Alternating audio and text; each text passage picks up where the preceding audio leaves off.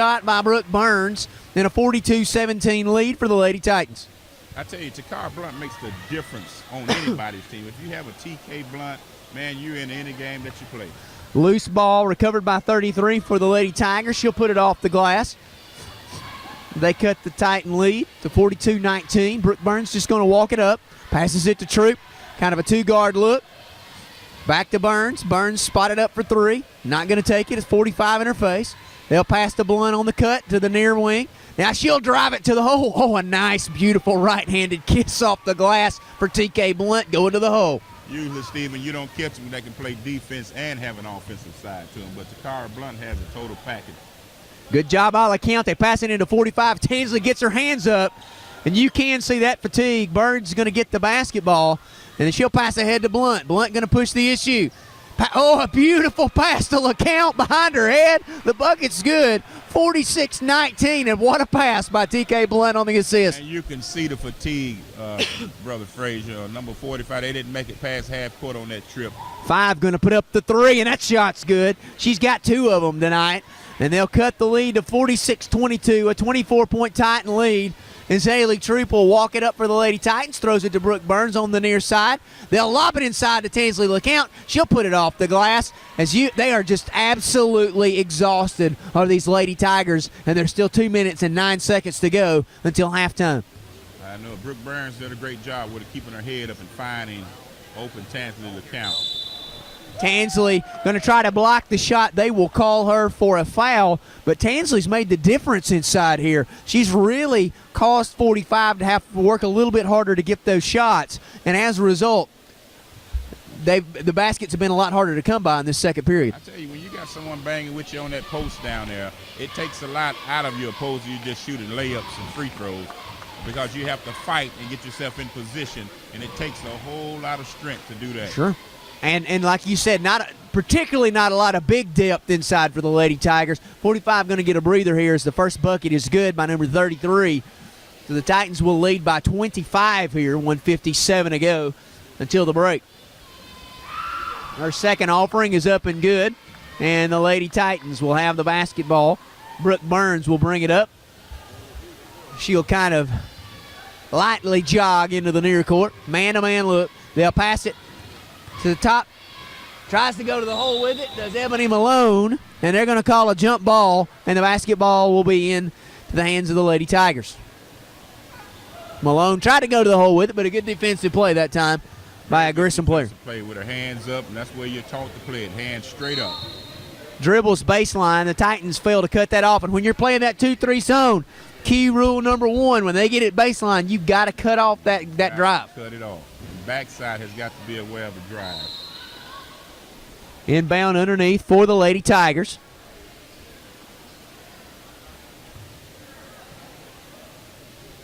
2-3 zone look for the Lady Titans. They'll pass it to 30 on the near corner. She goes back to 22 in the corner. She'll try to dribble, go inside, put it up. Brooke Burns with a deflection, 33 with a backside rebound, and she'll put it in as we fail to get the backside sealed off. Another underneath basket. As all but 2 shots for the Lady Tigers have been in the paint. Burns to Troop on the far wing. She puts it up, no good. Rebound by the Lady Tigers. 48-26, the Titans with a 22-point lead. 1:12 to go until halftime. Nearly drug her foot, but she'll spare it. They'll skip it across to number 11, then back inside to 33. Kisses it off the glass, and they've cut the lead to 20. Troop with 1 minute to go will bring the ball into the near court. She'll pass it to Burns on the far wing, puts up the 3, and it's in the bottom of the net. Another 3-pointer for Brooke Burns, her third of the game. With 47 seconds to go, they'll run it up the floor furiously. 33's offering is no good. 3 gets the rebound, puts it in for 2. And it's 51-30 Lady Titans, 36 seconds to go. And one would think, Earl Dudley, you hope for one here, but we'll see. Taylor Tucker on the near wing puts it up. No good. Her first miss of the night. She's 3 for 4. And number 3 will grab the rebound for the Lady Tigers. They'll push it right to left into the near court. Into the far court. She'll drive it to the basket, puts it off the glass, and it'll go in with 17 seconds to go in the half. Brooke Burns hurries into the near court. Man to man. Taylor Tucker on the near wing, passes inside, shot up, no good. The rebound underneath by the Lady Tigers as the opening half of play comes to a close. The Lady Tigers with a 51-32 lead. Yeah.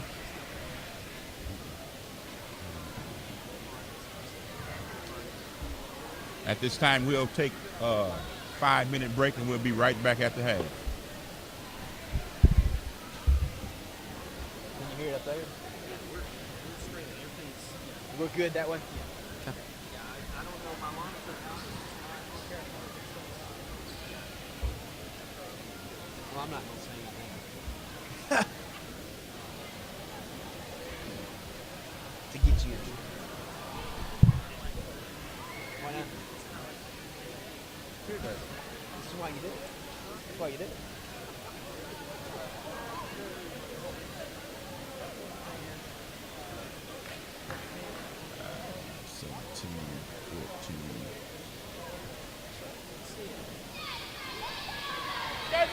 Let's go. And you don't look so cheerful. Let's go. Oh, Steve.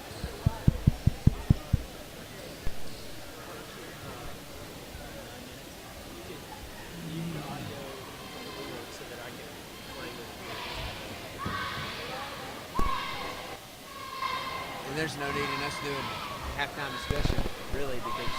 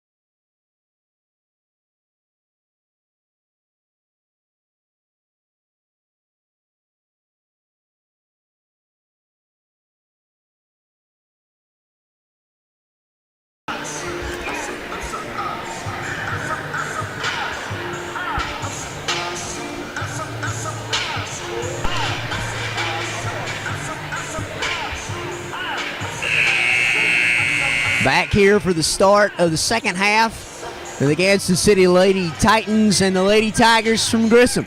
Court side, Stephen Frazier, Earl Dudley. The Lady Titans with an impressive lead, 19-point lead at halftime, Earl.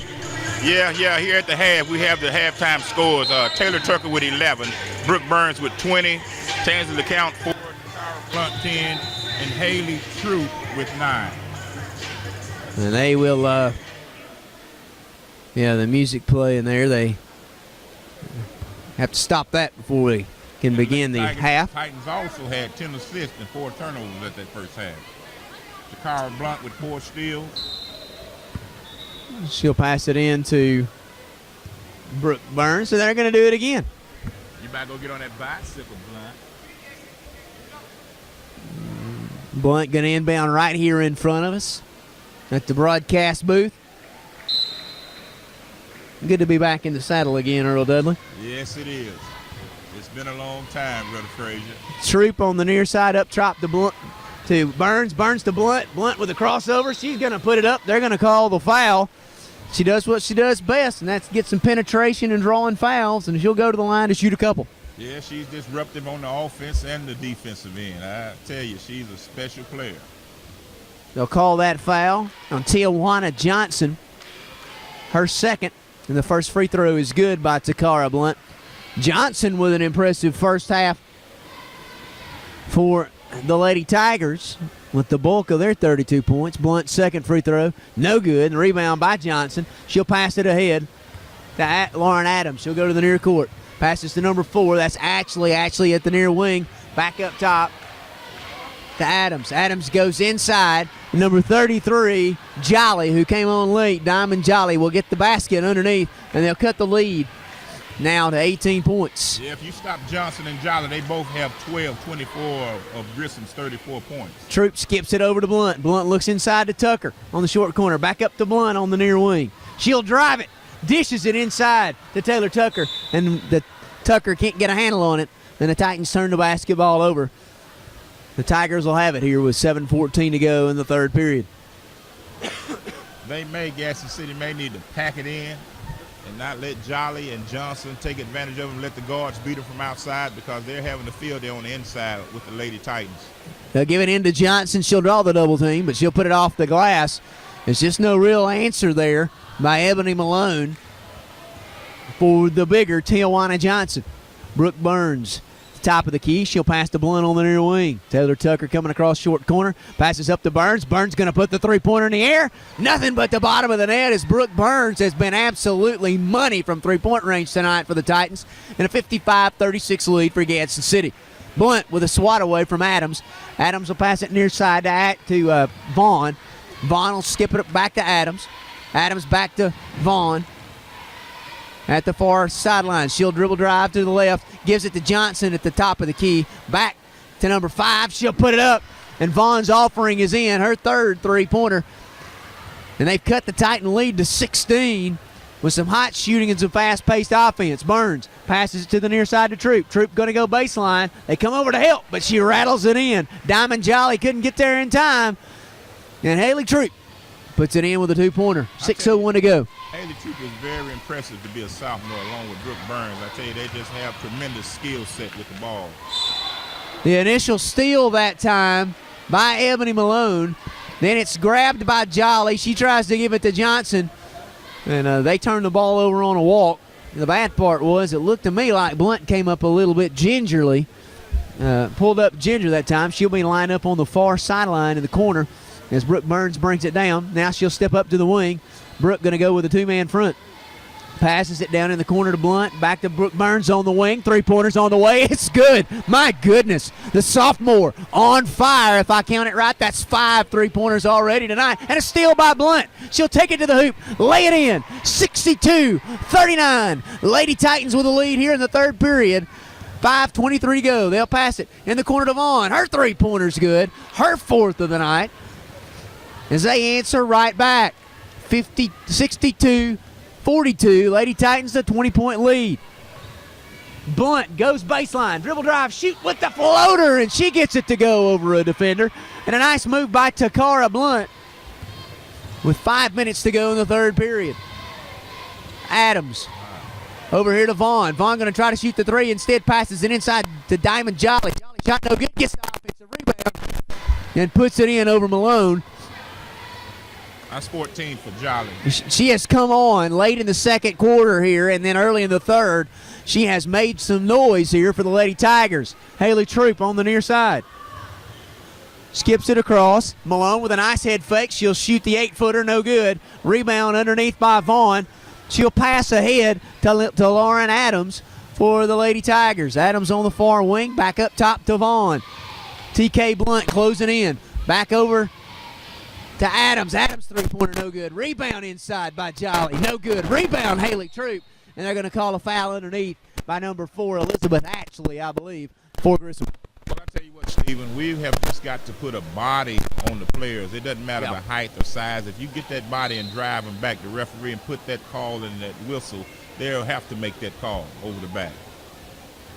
Well, of note, by the way, 2 substitutions come in. Tansley LeCount, along with Robin Treadwell, both in the game now for the Lady Titans, along with Troop, Burns, and Tucker Taylor. Troop goes to the hole. She'll pass it to LeCount. LeCount's offering is deflected, and a rebound underneath by Jolly. She'll pass it ahead to Adams. Adams will bring them into the near court on the right side. Passes it far side Vaughn at the wing. No shot as Tucker closes in. Treadwell comes up top on Adams. And they're going to call the foul on Treadwell. They'll say she tripped up Jennifer Andrew. And the ball will be underneath for the Lady Tigers. Grizzard will inbound.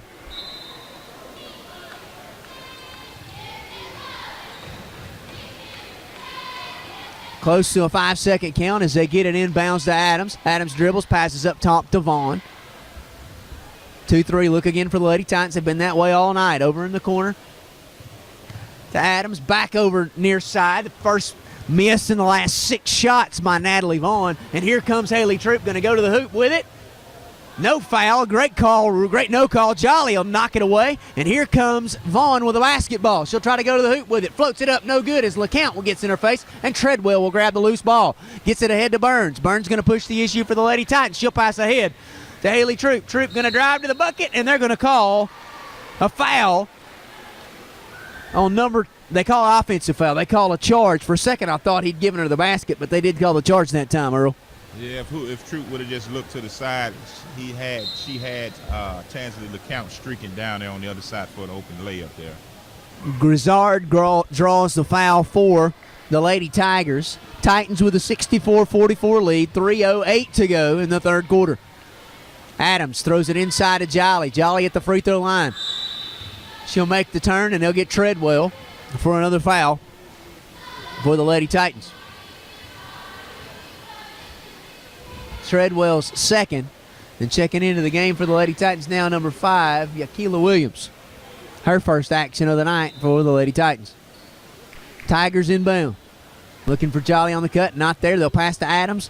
Up top. She'll dribble. Tries to float it inside to Jolly. A beautiful play. A good job that time by Adams of drawing the defender, then floating it over top to the taller Jolly. She'll grab the basketball, be fouled, and go to the line to shoot a couple. I tell you, when Johnson's out, Jolly takes over. They're both contributed very heavily down in that paint. They're both are sharing the points with 14 apiece. They'll call Ebony Malone for her second foul. That's the 4th foul on the Lady Titans here in the second half of play. On the floor now for the Lady Titans, it's LeCount, Malone, Williams, Tucker, and Troop. Second free throw is good as well, so they've cut the lead to 18. Tucker going to bring it up for the Lady Titans. Man-to-man for Grissom. They pass it to LeCount at the free throw line. She dribbles inside, tries to power it up, can't. Ball deflected by Jolly. They'll pass it then to Grizzard, but Grizzard will walk with it, and the Lady Titans will get the basketball back. It's Johnson set to check into the game for the Lady Tigers, and the Titans are going to take a timeout. Earl Dudley a little less sharp here in the third quarter. Yeah, because I think I see a lot of substitutions for the Lady Titans. He's kind of clearing the bench here. Resting up some of the other players, but I think they're going to come out strong in that fourth quarter if he plays them anymore. But he's just giving these young ladies here a little bit more experience for next week's game. In between these two ball games, the girls' varsity game and the boys' varsity game, we'll have senior recognition time where the senior senior boys and girls basketball players will be recognized along with their parents. And the coach is recognizing those accomplishments and what these players have meant to their teams. And it's always a special time when you have senior night. It is. And when I spoke with some of the seniors, they just said they can't believe that it came so fast. And, when you have fun, and, as your mother them say, my, how time flies when you're having fun. But it's been a great 4 years for a lot of these seniors. They've had some great accomplishments. Tangela LeCount, a senior for the Lady Titans. TK Blunt, a senior for the Lady Titans. Those are the two notables. Interesting, there's a lot of youth on this Lady Titan basketball team. Yes, Coach Brooks has a lot to look forward to in the upcoming seasons. Right now, Taylor Tucker going to inbound in the basket to our left. She'll pass it to Troop. Troop will go baseline, puts up the floater, no good. Rebound by LeCount on the backside. She'll try to go up with it, and she will draw the foul inside. Looks like they're going to try to call that one on number 20, Grizzard. That'll be the fourth team foul for the Lady Tigers. I figured it would be a shooting foul, but they called it on the floor. They called it on Vaughn, actually. And that's where you have to learn as a post player. When you get a rebound down there with the smaller guards, you got to keep that ball up above your head. Don't put it where the crumb snatchers can grab it, right? There you go. Guards have quick hands. You have to keep that in mind. Now TK will check in along with Brooke Burns. They'll throw it into the near wing. Williams puts up the three, no good. Rebound underneath by Johnson, and they're going to call a foul. They're going to get Malone with her third, and the fifth team foul with 2:28 to go here in the third quarter. The Lady Titans with a 64-46 lead. As now Sayana Collins checks into the game as a guard for the Lady Titans. I tell you, the Lady Titans are going to have to be aggressive from this point on down the stretch because they're going to run into some big, stiff post women in competition where they're going to have to tire them out, Frazier. There's Johnson. She'll put it off the glass. No good. Malone can't box her out, but Brooke Burns will grab the rebound. She'll get in there and fight for it. Passes it. TK on the move. Going to go to the hoop. Had a beautiful move. Then a pass that she didn't have to make. Nearly turns the ball over.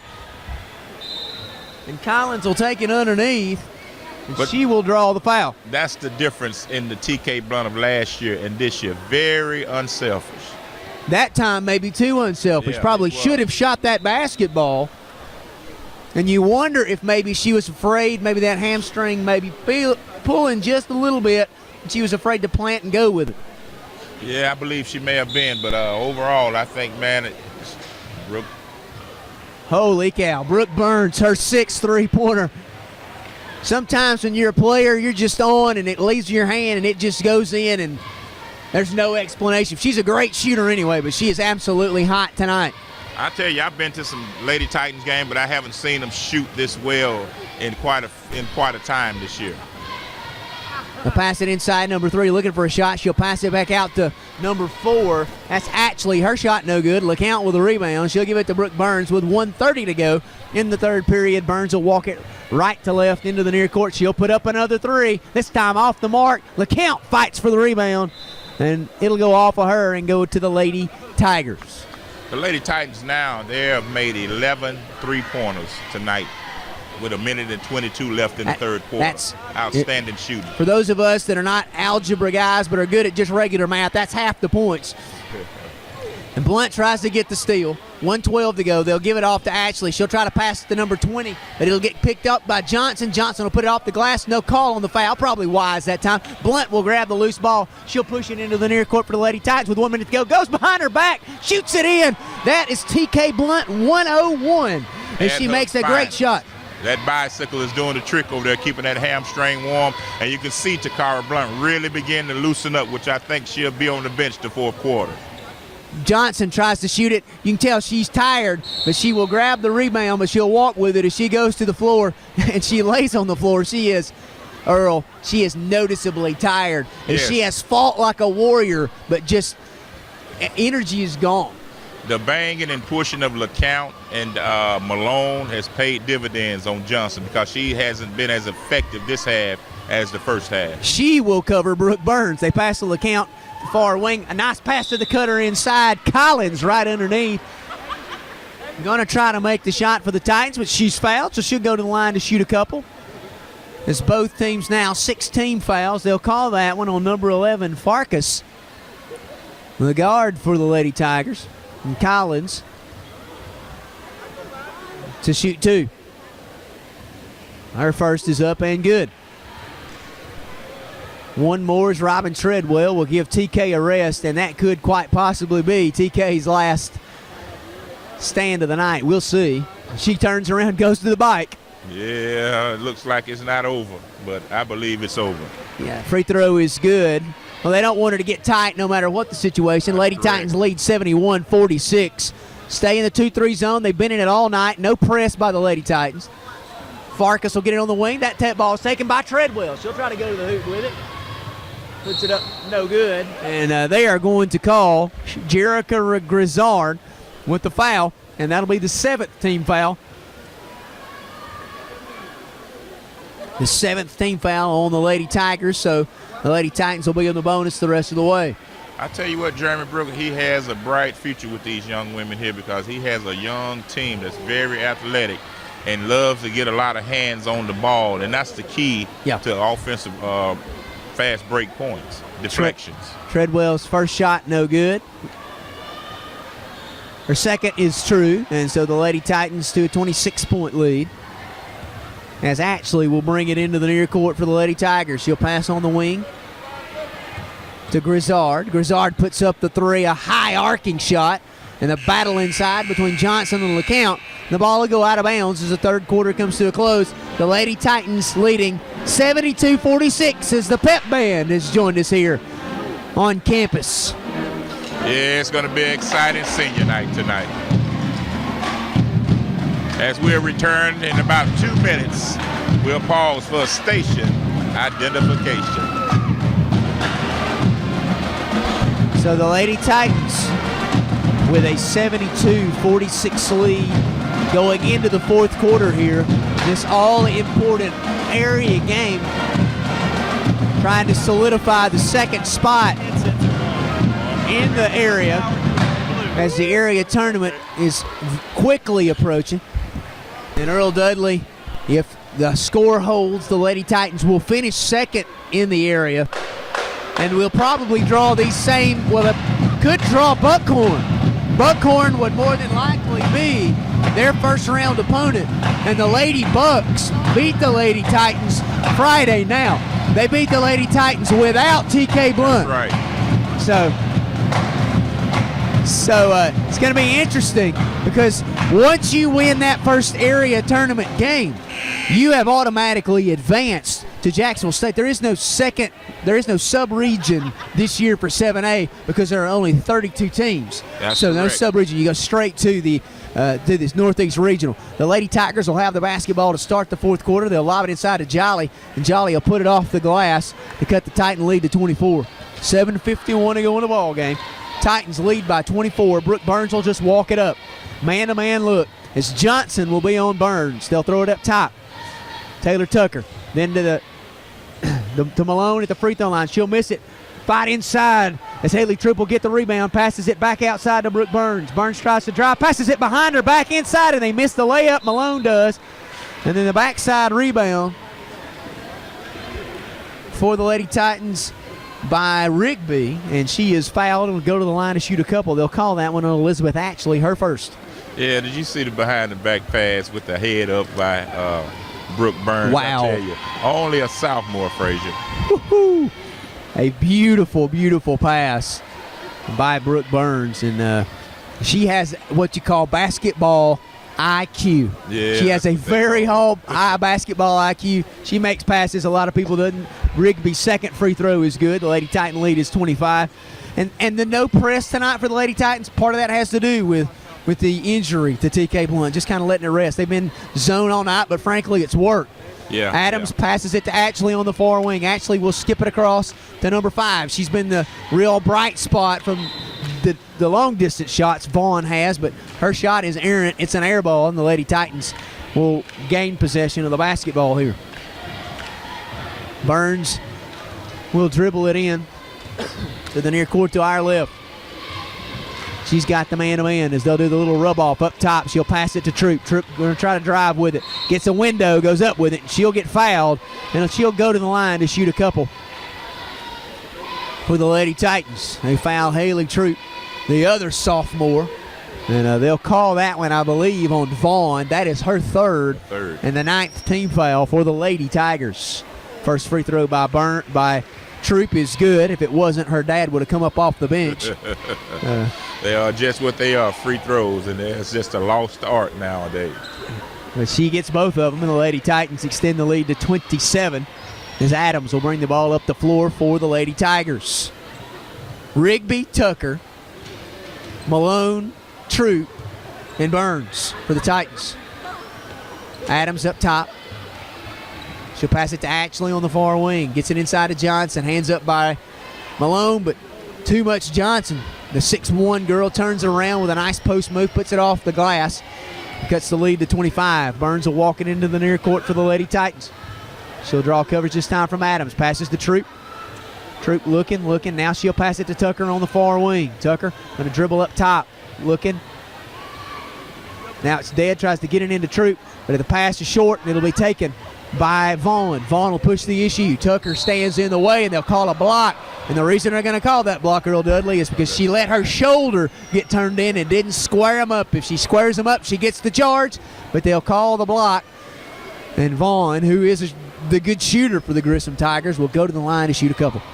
Yeah, Vaughn, she has 5 3-pointers at the time, and I'm pretty sure she's a good free throw shooter. Those two things normally correlate with one another. And there it is. The first offering is good by Vaughn.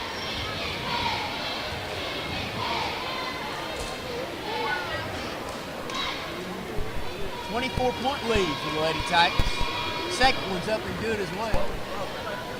And the Lady Titans will have the basketball here with a 75-52 lead. 6:06 to go in the game. It's been all Titans from the get-go. Burns going to dribble the basketball. She'll penetrate to the right, gives it off to Troop. Troop going to get off the rope, get the rub off on top. She'll dribble to the near side of Rigby. Rigby with the dribble drive, passes it to Tucker from 3 feet behind the three-point line. Her shot's no good. Rebound by Jolly. Jolly will press it ahead to Adams. Adams goes right down the middle looking for somebody to pass to. She'll get it off to Vaughn, and Vaughn's shot from 10 feet is good on the baseline, and they've cut the Titan lead to 21. Burns going to walk it up. 5:32 to go. Blunt still on the bicycle on the far sideline, though her pedaling has decreased very much. Burns going to dribble it, looking for the screen. Now she'll kind of hesitate, dribble, pass it to Troop, top of the key, three-pointer in the air and good for the sophomore. 78-54, Lady Titans with a lead. And the three-pointers continue to rain in for the Lady Titans. Yeah, I see the bike has stopped pedaling, so I don't think we'll see any more Takara Blunt. Try to lob it into Johnson, pass a little bit too high, then she'll jump it across to number 5. Good coverage by Rigby. Back out to number 5. Her three-pointer's in the air, no good. Rebound underneath by Malone. She'll pass it to Brooke Burns. Vaughn's 3, no good. And Burns going to pass it ahead. Looking for Malone. It was tipped by a Tiger, and then Malone got her hands up. It went off her fingertips. So with 4:44 to go, the Tigers will have possession as Tansley LeCount and Robin Treadwell check into the game for the Lady Titans. Adams into the near court to our right. She'll dribble it.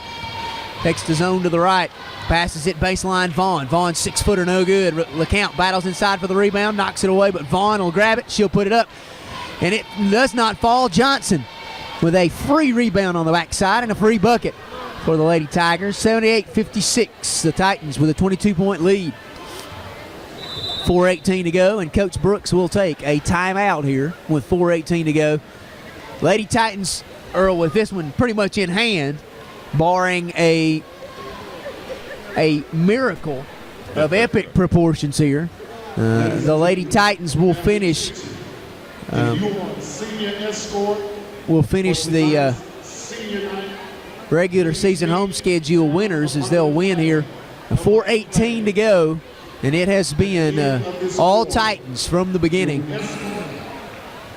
A three-point display by Brooke Burns tonight. Takara Blunt back in rare form, though not 100%. And Haley Troop putting on a show as well. So the Lady Titans have had contributors all the way around. 4:18 to go in the basketball game.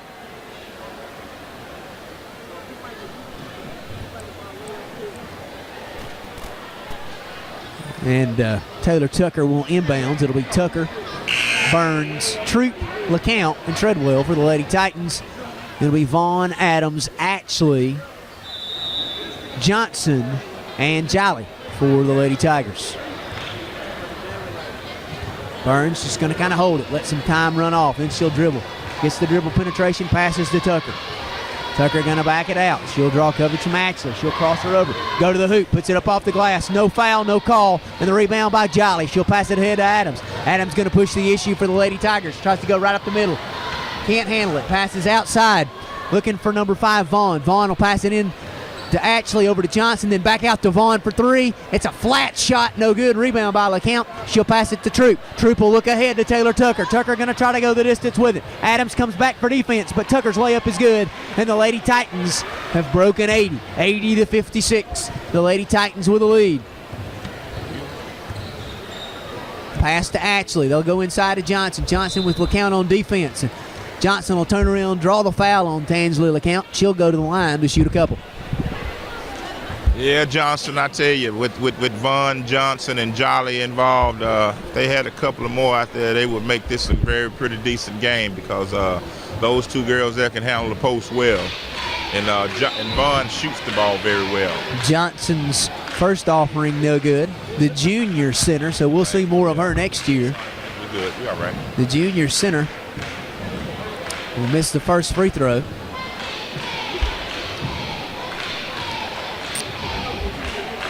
And her second shot is up and good. Ashley and Vaughn are the two main seniors for Grissom. Troop going to walk it up. Nobody covers her. She'll put the 3 in the air. No good. And the rebound will go to Johnson. 80 to 57. Lady Titans lead. 3:14 to go. Adams going to cross over Taylor Tucker. Try to go to the hoop, but a good job of defense by Tucker. They pass out to number 20. Then into the corner to Adams for 3. The shot no good. Haley Troop with the rebound for the Lady Titans. And she'll push it ahead. Gets it to number 5, going streaking to the hoop for the layup, as Williams will get the basket for the Lady Titans. 82-57, 2:52 to play. Adams pushes it into the near court. She'll go behind the back. Nice move. Try to pass it baseline to Vaughn, and the pass is knocked away. It'll be out of bounds on the Titans, as Rigby checks into the game, and Troop will get a rest. Probably seen her final action of the night.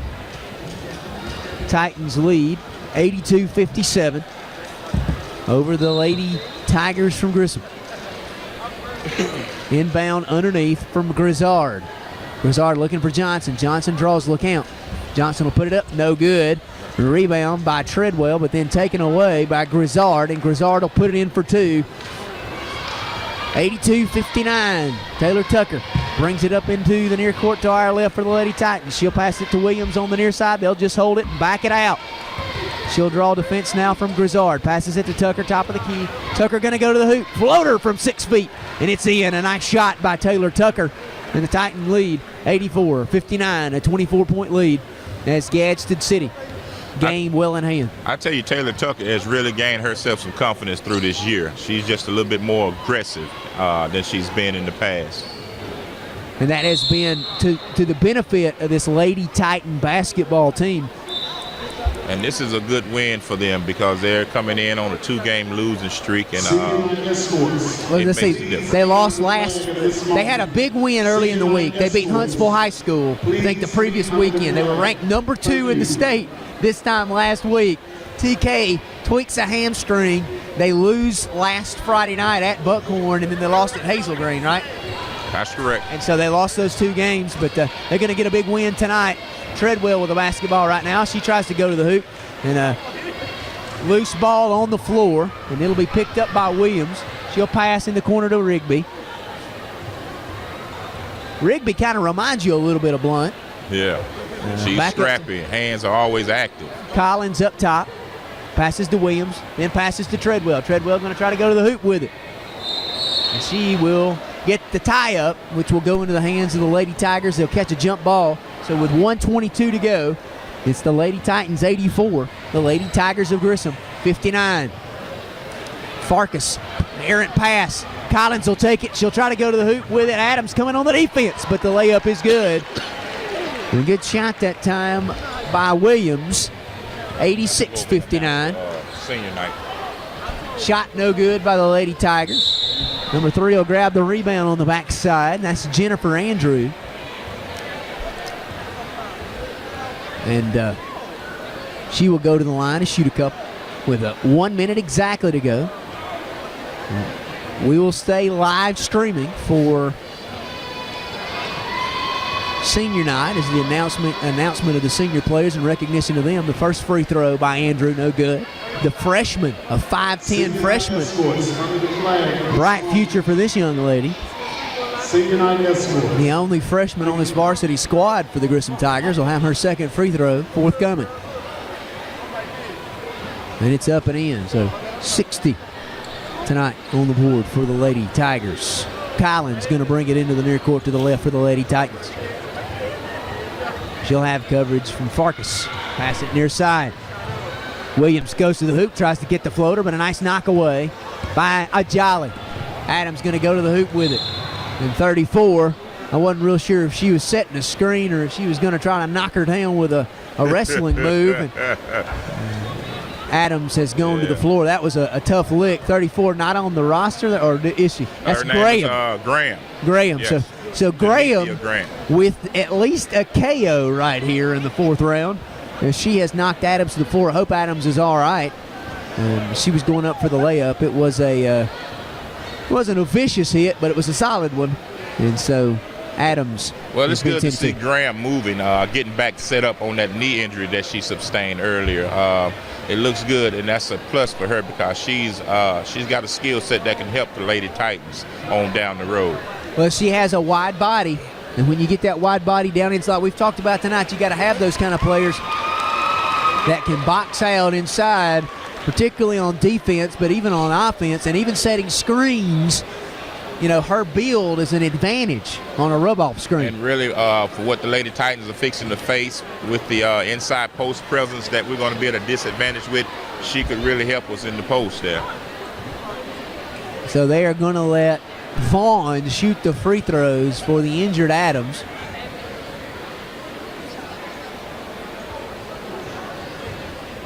.43.5 seconds to go. Titans with an 86-60 lead. Vaughn's first free throw, much to no surprise, is up and good, as they called that shot on the floor, so it was the 1-and-1 and not the two-shotter, so Vaughn will have one more. And it's up, and it's in. So 86-62, Lady Titans with the basketball. Collins will bring it into the near court for the Lady Titans. She'll dribble it, try to go to the rack with it. She'll draw the foul from Vaughn. That'll be 2 shots as the Lady Tigers have exceeded the foul limit. And with 10, that'll put the Titans on the line shooting 2. Only 36.9 to go. Lady Titans will win this one. It's just a matter of the margin. Yeah, I think this would put it away here, Brother Frazier. Collins rattles the first one in. ADM 916. Would you please move your call? Thank you. One more for Collins. Second free throw is up, and it is off the rim. So the rebound by Andrew. Ball pushed ahead by Grizzard. Grizzard going to pass it inside to Jolly, but Jolly shot no good. But then the rebound by Andrew is put back with 22 seconds to go. 87-64. Lady Titans with the lead. Williams tries to push it up, passes it up top to Treadwell. Treadwell holds on to it, tries to get it to Williams. And a foul is going to be called on Grizzard with 10.5 seconds to go in the game. They keep fighting. I give it to Grissom. They haven't just stopped. They've tried to fight through this thing, and they now trail the Lady Titans by 23. They could have just let this thing go, and it couldn't have gotten really ugly, but they kept fighting, and you have to give it to the Lady Tigers. Now, how would the area tournament be lined up, Stephen Frazier, for the ladies? What would be the lineups? I believe that you'll see, of course, Huntsville High will host. They will win the area, and they will host. So they will play Grissom, I believe, in the first round.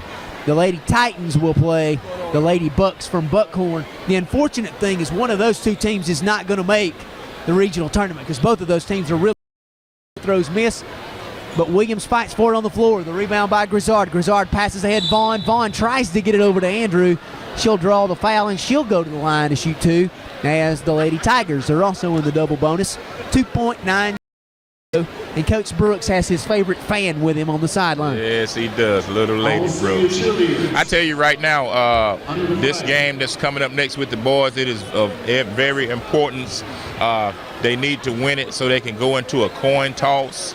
And it's a very big difference going up on that mountain than it is staying here at home. They lost the first contest with Grissom. I believe it was 41-39. It was a close matchup, but because they lost that, to have a shot at hosting the area tournament, they have to win tonight. Otherwise, the area tournament will be at Grissom. So a very intriguing matchup follows this one in the boys' game. The three-pointer no good from Vaughn, and we'll put this one in the books. The Lady Titans, 87. The Lady Tigers, 65. A 22-point lead for the Gadsden City Lady Titans.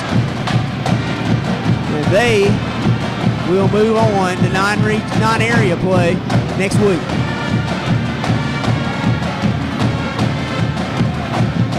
Stay tuned for the recognition of the Titan seniors. And following that recognition, we'll have the boys varsity game between the Grissom Tigers and the Gadsden City Titans. We'll take a break to reset for senior night.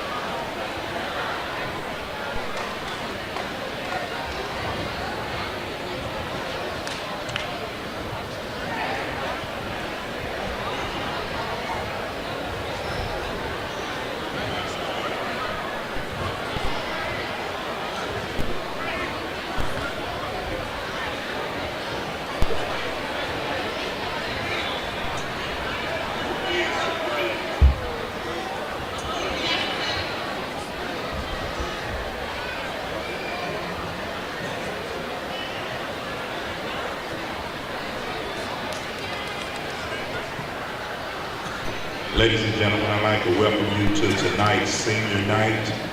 If we could have your attention as our honorable principal, Mr. Keith Blackwell, will be giving out the flowers to our seniors. Could I have your attention, please? At this time for senior night, we will begin with our cheerleaders.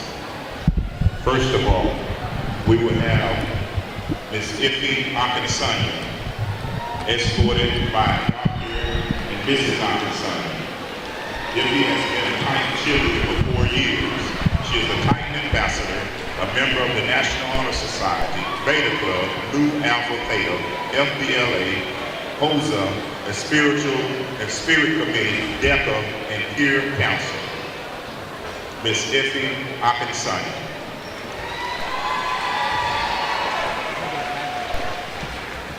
Next, we have Miss Kiana, captain of the Lady Titans cheerleading. Escorted by the parents Benita and Jeffrey Corbin, Kiana has been a Titan cheerleader for 4 years. Kiana is a member of Public Relations, DECA, Dance, STEP, FBLA, FCCLA, Key Club, Spanish, National Honor Society. Miss Kiana Corbin.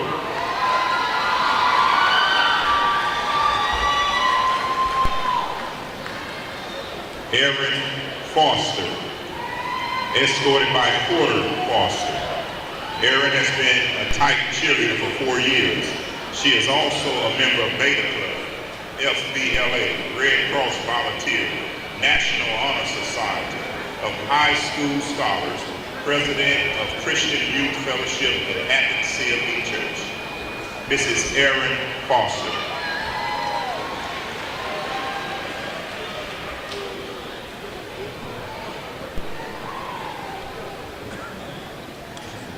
Next, we have Miss Destiny Malone, escorted by Phyllis Malone, her mother. Destiny has been a Titan cheerleader. Destiny is also a member of the track and field team.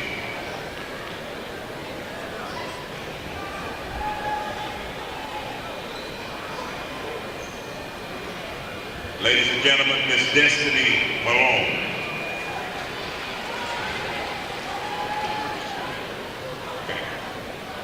Next, we have Ms. Deja Underwood, escorted by Stacey Wood.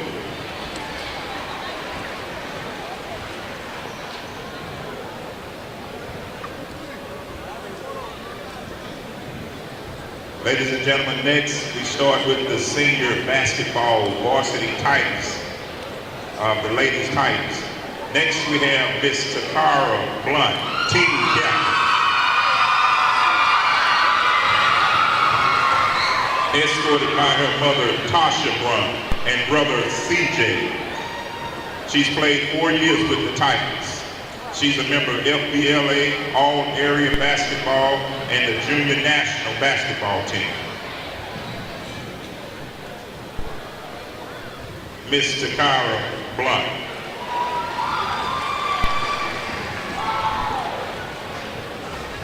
Next, we have Miss Tansley LeCount, escorted by her mother, Amy LeCount.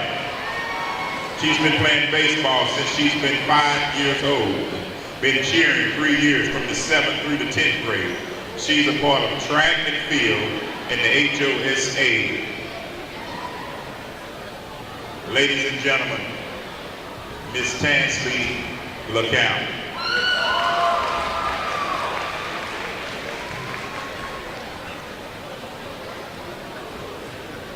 Next, we have Miss Ebony Amari Malone, escorted by father, the UPS man, Brown will get you there, Steve Malone, and mother, Sharon Malone. Ebony has played basketball for 3 years and also plays volleyball.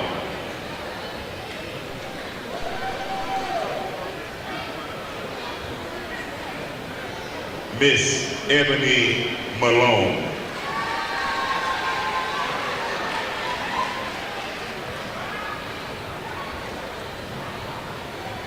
Last but not least, Miss Taylor Tucker.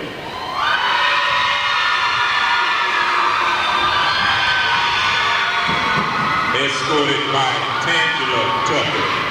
Taylor has played basketball at Gadsden City for 4 years. She is also a member of the Titan drumline and track and field.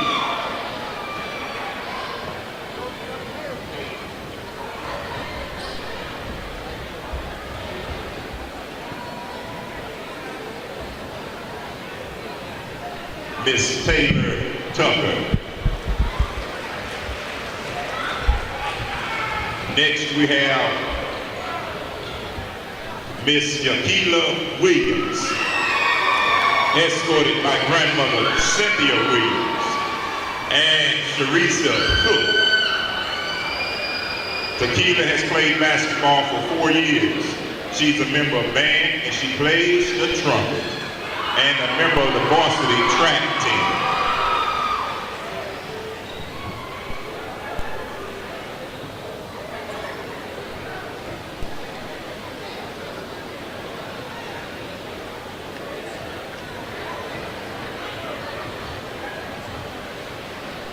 Ladies and gentlemen, Miss Tequila Williams.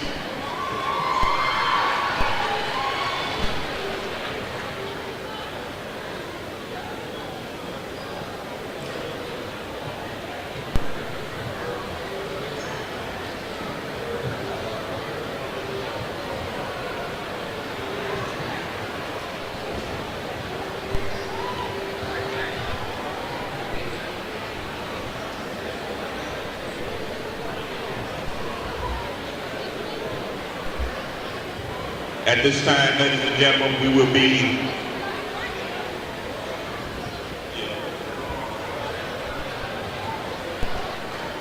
our varsity basketball team.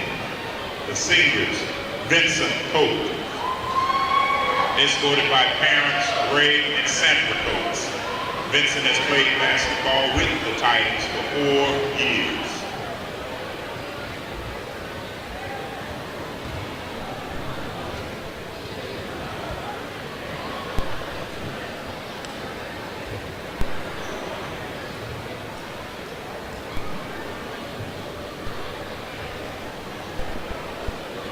Mr.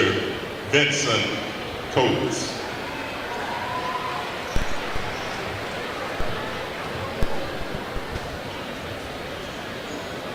Next we have senior Curtis Crumpler Jr.,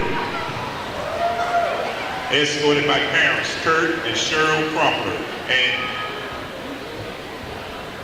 Kurt has played basketball with the Titans for 4 years.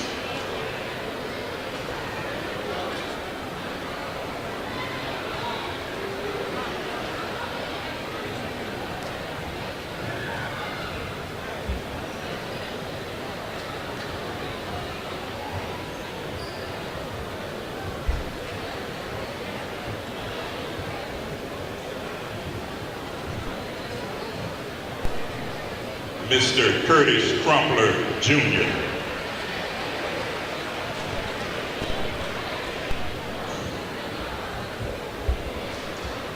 Next we have the first 1,000-point scorer in Gadsden City High history. My nephew, my little brother, Chris Dudley, the captain, escorted by parents Craig and Kay Dudley, sister Jasmine, and big brother Craig.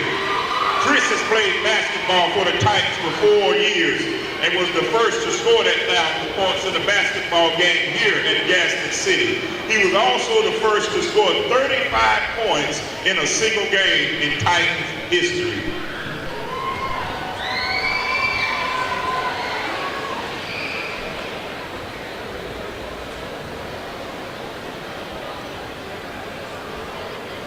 Look at it there, it just happened. Mr. Chris Dudley.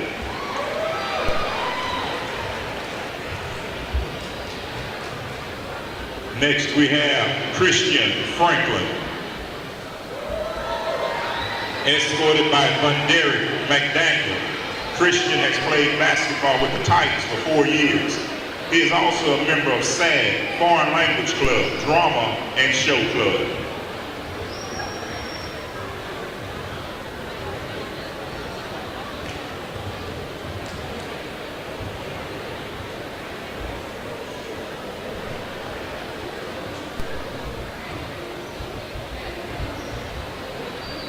Mr. Christian Franklin.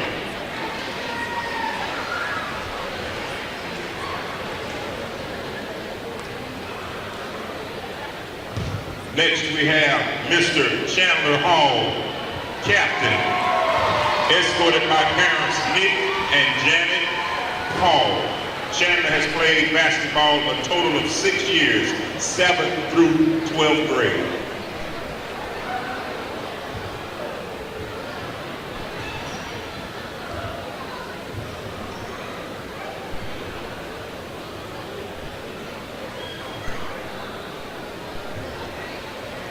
Mr. Chandler Hall.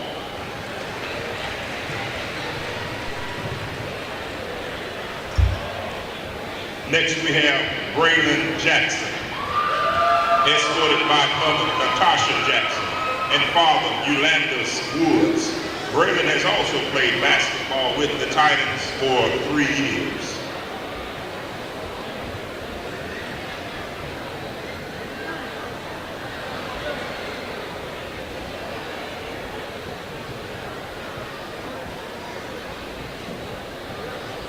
Mr. Braylon Jackson.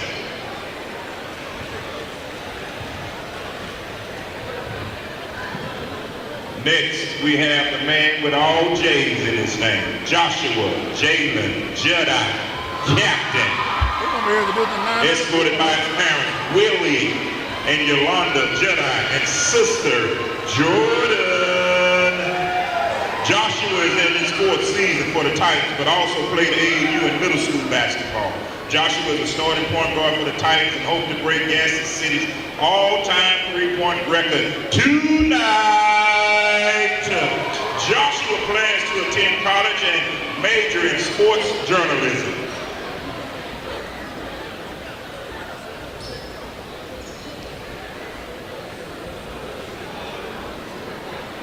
Mr. Joshua Jedi.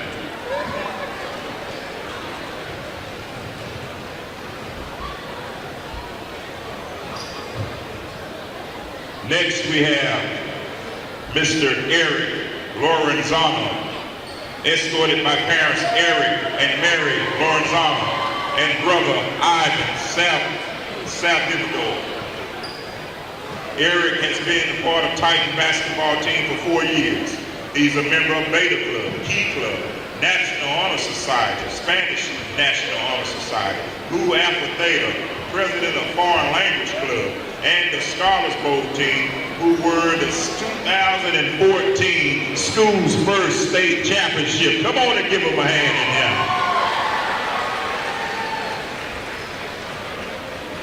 Mr. Eric Lorenzano.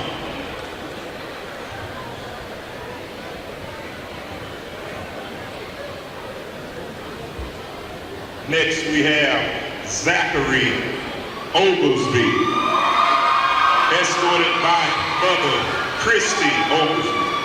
Zach has played basketball for the Titans for 4 years. Zach also played 4 years of football for Gadsden City as defensive end. He was selected as one of Pigskin Roundup All-Star Team 2014, and he has committed to play football at the University of Alabama, A&M, and plans to major in computer engineering.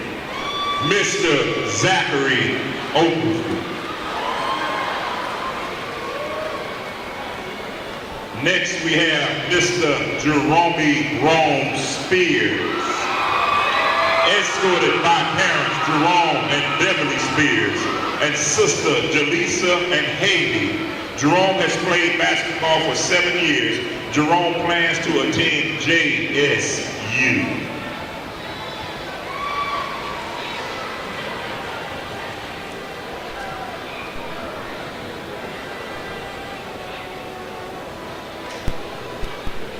Mr. Jerome Spears.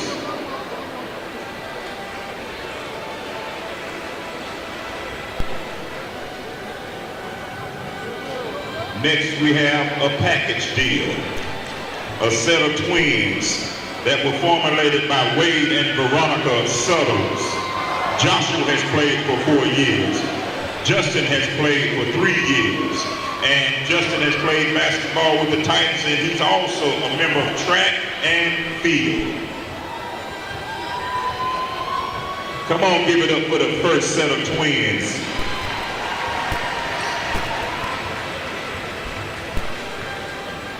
Mr. Joshua and Justin Suttle.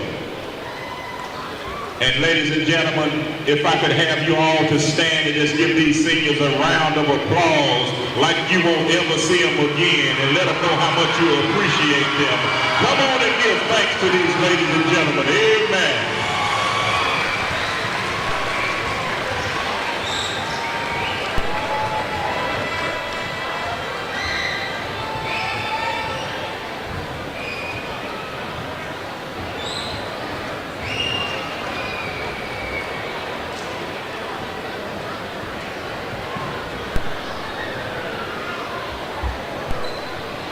Give it up for MC Earl T on the mic. Revy Rev. Yeah.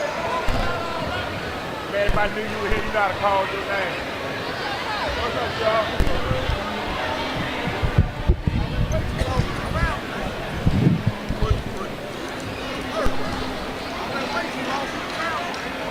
I ain't playing no more ball.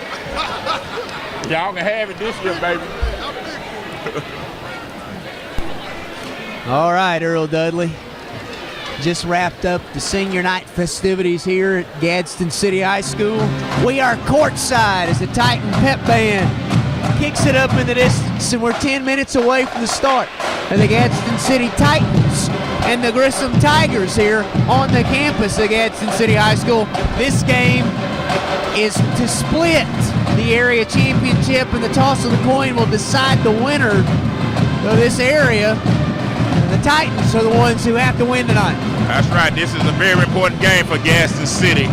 They need to win it just to even put it into a coin toss, Stephen Frazier, because we don't know what the situation is up there, who's currently sitting in third place right now. Do you happen to know? The third place would be between, it'd be between Buckhorn and Huntsville High School. If you'll give me a minute, Earl, I'll tell you. In which they both have given Gadsden High all that they can help. Let's see, Buckhorn at this particular point is pulling up the rosters here. Technology is wonderful sometimes. Sometimes it takes a minute to load, but let's see.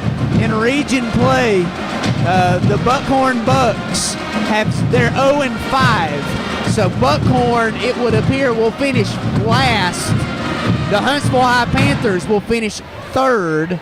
And so here's the real simple rule: the winner, if the Titans can win tonight, the winner of the coin toss will play the Buckhorn Bucks. The loser will play the Huntsville High Panthers. That's right. Man, I tell you what, Grissom looks good, man. They have great size, great guard set. It's just something about those orange, black, and white colors that just takes me back to the old Gadsden High days, Frazier. That was, for you, that was a day or two ago. Your nephew tonight will play his final regular season home game as a Titan player. First Titan to score 1,000 points in a career. What an accomplished player Chris Dudley has been for this Titan program. Yeah, he is. He's very accomplished. I tell you, a lot of times from watching my brother back when I was used to watch him, Chris reminds me a lot of my brother playing. He has a lot of the skill set. But I tell you, he's been a joy to watch. Now I look at Chris, and I got to be honest with you for a minute. His body frame is not the same as you and your brother's. Well, you have to go back 20, 30 years to see Craig. Craig was 6'4", 165 pounds in high school, and he was lightning quick. But, you know, as time, age, and married and good food get to you, man, it changes your waistline a little bit. He goes on, Chris Dudley Sr. goes on to play his career at the University of Alabama, and a very accomplished player there for Coach Wimp Sanderson, and a good basketball player. His son has had the accolades here at Gadsden City, but nothing would suit him better than for this not to be his final game here, to win this game tonight, win the coin toss, and host the area tournament. That's correct. I tell you what, you know, to go down, when I used to go down with my brother Craig at the University of Alabama, that was one thing I think all kids need to do, take a college visit, because it was then I realized I wanted to go to college, because the college life is nothing like the high school life, you know. But you learn to grow up, you learn to become a man there, and I think that college suits these kids well, because once they see that they are able to do something outside of Gadsden, it makes a big difference in how they come back and set up the community. Sure, it absolutely does, and your brother has been one of those upstanding citizens and has raised his son well. Chris, a model citizen here at Gadsden City High, and this basketball team trying to close out the year, at least at home. If they win tonight, they'll be 18-4. They're 17-4 coming in, 4-1 in area play. The Grissom Tigers come in 19-6, 5-0 in region play, yet to lose. They are on a 6-game winning streak. Their last loss was to Lee of Huntsville. They lost 2 back-to-back. J.O. Johnson and Lee of Huntsville got them, but they haven't lost a game since. And they beat these same Titans back on December the 9th. They got the score wrong earlier, 71-69. Yeah, that's one thing. You have to be on your P's and Q's, because both teams have so many different weapons, and they both can go to their bench. And one thing about Grissom, they're well coached and they're fundamentally sound. So, you know, you have to take your time and be patient defending them, because they thrive off the breakdown on the offensive end. I was wondering who this big kid was, but looking at the roster, they only have one guy that big, 6'10", Lucas Luna. And as we say here in this area, apparently he ain't from around here. He's a big boy. They've got several guys, and remember, you're talking about the Rocket City, so you have a lot of guys who come in from out of the country, you know, to work in Huntsville. They bring their kids with them, and so when you look at a team like Grissom, you see guys like Luna and Malignia, who is also his family transfers in, so very interesting to look at that. I remember the first time I ever saw the Grissom Tigers play. It was at the Birmingham Jefferson Civic Center. They had a guy by the name of Marvin Stone, who went on to play at Kentucky under Tubby Smith. First time I'd ever seen a 6'10" man step out from the three-point range and knock it down. But Grissom is, while they are not very good at football, as bad as they are at football, they are that good at basketball. Yeah. But I think, you know, when we look at that, we have to also, too, look into the keys of the game. Sure. Which I think is going to be turnovers. And I think the last time we were there, turnovers and free throws makes the difference in the game. And Gadsden City, the last game, the other night up there at Buckhorn, they missed 11 free throws there in that third or fourth quarter, I think. And that's the difference in the game. It's the little things that makes you a complete team. Gadsden City has all the skill set that you can ever ask for. Right. But just the smaller things, they have to continue to concentrate and make those free throws. If they do that right there, Brother Frazier, they can go far to the state tournament. Absolutely. They have, as you said, they have the players. They have everything they need. But sometimes it's a matter of the players making the plays at the right time and knocking down those freebies. You can't go 50% from the line and beat a good basketball team. That's correct. And also, I think Grissom had quite a few offensive rebounds. So, you know, we just have to find the man, put a body on him, just fundamental ball. And that's what I think is going to bring Gadsden City to propel this win, to push it into a tiebreaker and a coin toss on next week. If you just joined us, the Lady Titans victorious a few minutes ago over the Lady Tigers to solidify the second seed in the area tournament. The Lady Titans were absolutely on fire tonight. Brooke Burns hit 6 3-pointers for the Lady Titans, and they go on to a 23-point win, 86 points on the night for the Gadsden City Lady Titans in their win in the first game in our broadcast coverage tonight. I tell you what, that was a good win for them. A good shooting night for them. They needed that. And they also needed to see that T.K. Blunt was back in the picture, because if she's not in the picture, it's a big difference in the ball game, and what it makes, what they do and how they play depends on if T.K. is on the court. And now you have a week to rest T.K. And it's good to see tonight that the fans are packing in here to the gymnasium here at Gadsden City. To see a packed gymnasium on a cold, rainy night like this one, it's good to see the end of the regular season at home this way for the Titans. Hopefully this same faithful will make the trip to Huntsville to watch the girls play, and hopefully they'll be back here for the boys, and that everybody will make the trip, and we'll be at Pete Matthews Coliseum to make some noise in this first ever 7A Northeast Regional. That's correct. I just know we have a great opportunity to be there, and the crowd that is here for senior night, what better atmosphere to play in than an atmosphere of this magnitude right here, Frazier, because this is what I got up for, the popcorn and the praying and the players. You know, when you're in a game like this, man, it just does something to you. If you can't play in this atmosphere, you don't need to be a basketball player. It is electric here. The pep band is here tonight. The students and the faculty went white out today to just kind of fire up the team and get them ready for tonight.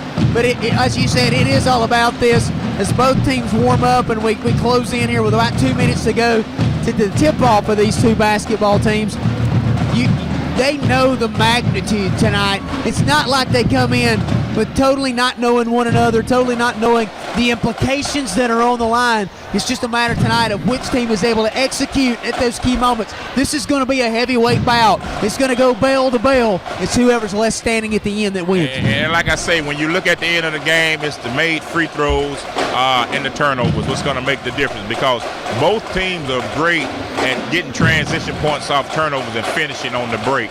So it's going to come down to that, who has the most points there and whose bench comes in and produce the better more of the points there. There's no doubt about that. There's a little more depth, I think, on the Titan sideline. Quality depth matters. And again, whichever guys come in and give the best contribution in minutes is going to be key in the outcome of this basketball game.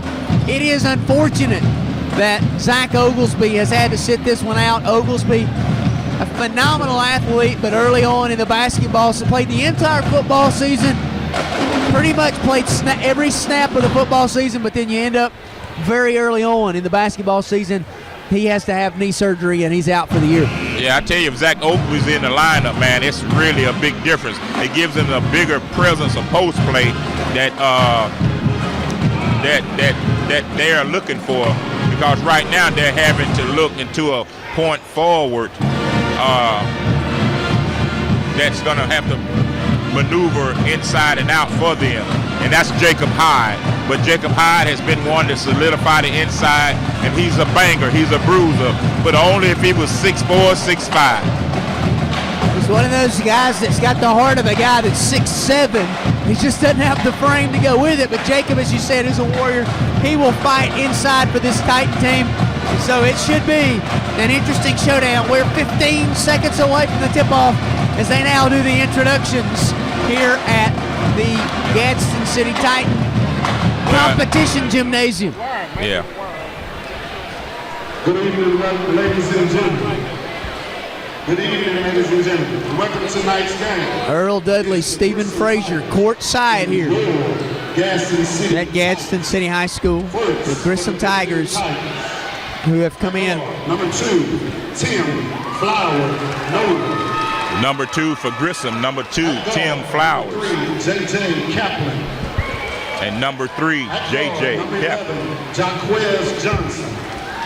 And number 11, Number 13, Big Jaquez Johnson. The next center, number 35, Luke. And number 14, Dave Grez and Big Luke. Coach Jeff Shirts. Big, 6'10", 230. He is a body inside, the senior center. And Now the Titans starting lineup. Your Gadsden City Titans. At guard, number 0, Jacob Hyde. So Jacob Hyde was the start at the guard for the Titans. At guard, number 3, Kalen Man Johnson. Kalen Johnson, of course.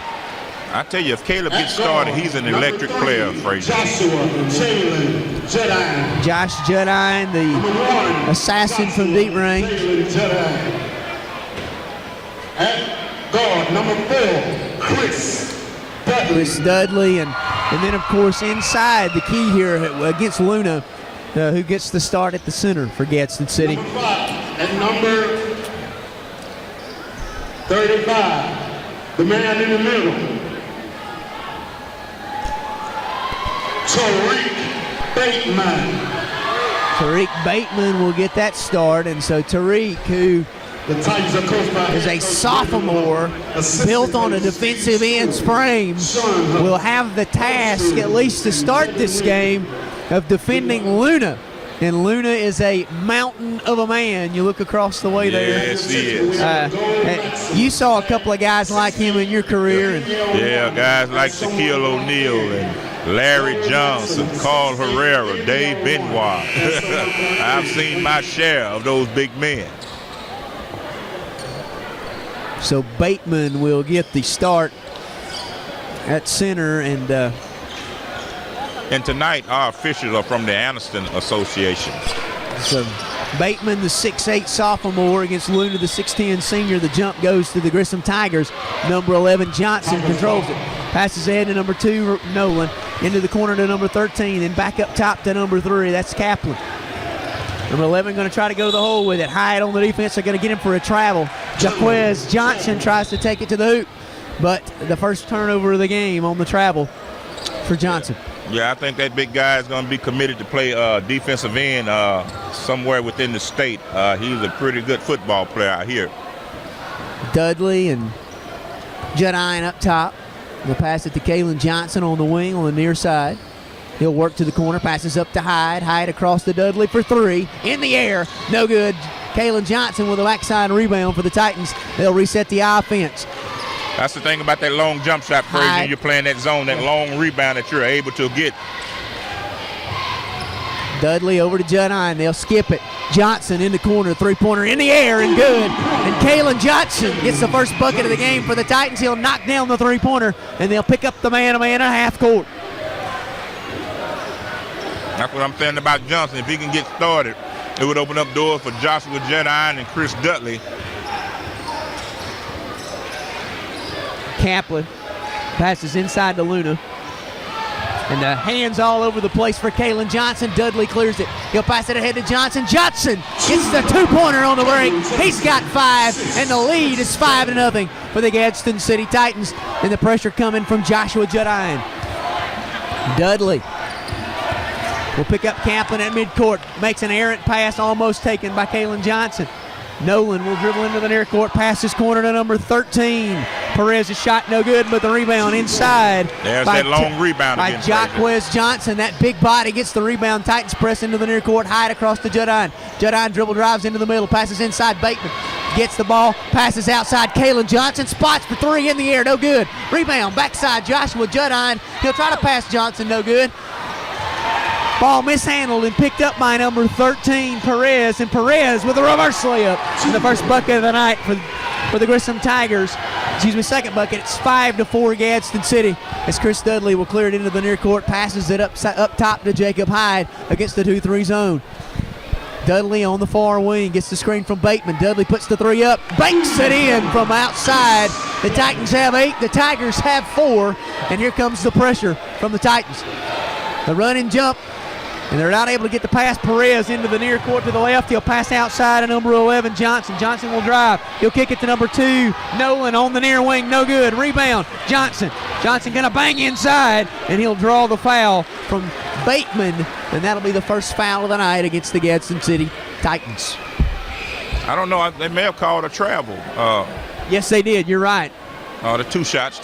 Okay, yeah. But there we go in that 2-3 zone. When that ball is shot, you got to stop looking at the shot, Frazier. And I told you those offensive rebounds what got them the last time. They've got to find a man to put a body on somebody. It's very important this time of year that you continue to walk in your fundamentals. And the one thing we don't need with the 6'10 guy on the other side is our 6'8 guy in foul trouble early.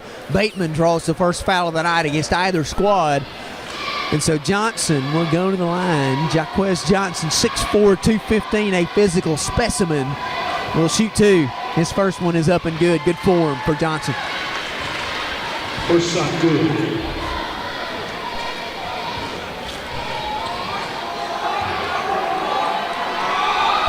Second is good as well. And Hyde will inbound to Josh Jedian. 5:16 to go, opening period of play. Johnson for the Titans will take it up top, pass it to Jedian near corner. Bateman bringing the screen. trying to get off the screen for three, no good. Judine's offering, no good, and the rebound goes to Perez. Perez pushes in the near court to the left. The pressure by the Titans, cannot get it. Kaplan over in the corner to Nolan, inside to Luna. Luna tries to do the spin move and blocked by Bateman. The loose ball grab by Jacob Hyde. He'll pass it ahead to Dudley. Dudley fakes the three, moves inside, floats the 8-footer, no good. Rebound by Johnson.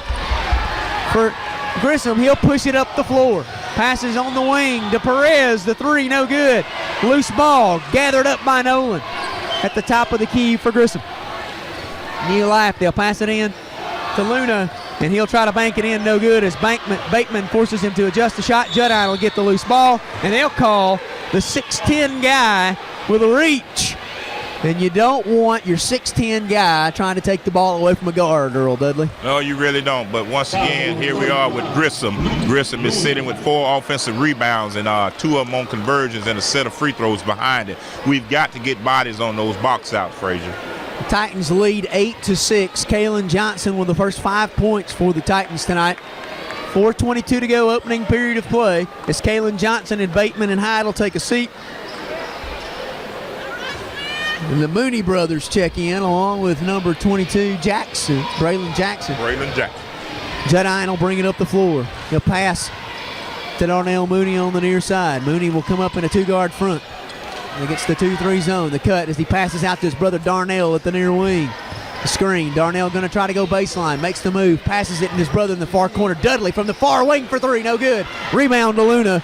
And here comes Nolan with the offense up the near side for the Tigers. He'll dribble drive. Go to the hoop. Blocked by Jackson. Rebound by Luna. He'll try to go up with it, and he will draw the foul underneath the big 6'10 guy. And again, Earl, they don't box him out. Offensive rebound. Offensive rebounds equal opportunities at another shot. They'll call that foul on Judine. Team second, his first. Right now, they've doubled the shot attempts Grissom has compared to Gadsden City's shot attempts just because of offensive rebounds. And as usual for big guys, Luna struggles at the line. He misses the first of 2. The second of 2 falls. So the Titan lead is 8-7. It's a 1-point lead as Dudley brings them across the midcourt stripe. Passes near side to Darnell. And the drive, passes it back up top to Darnell Mooney. Mooney's going to back it out.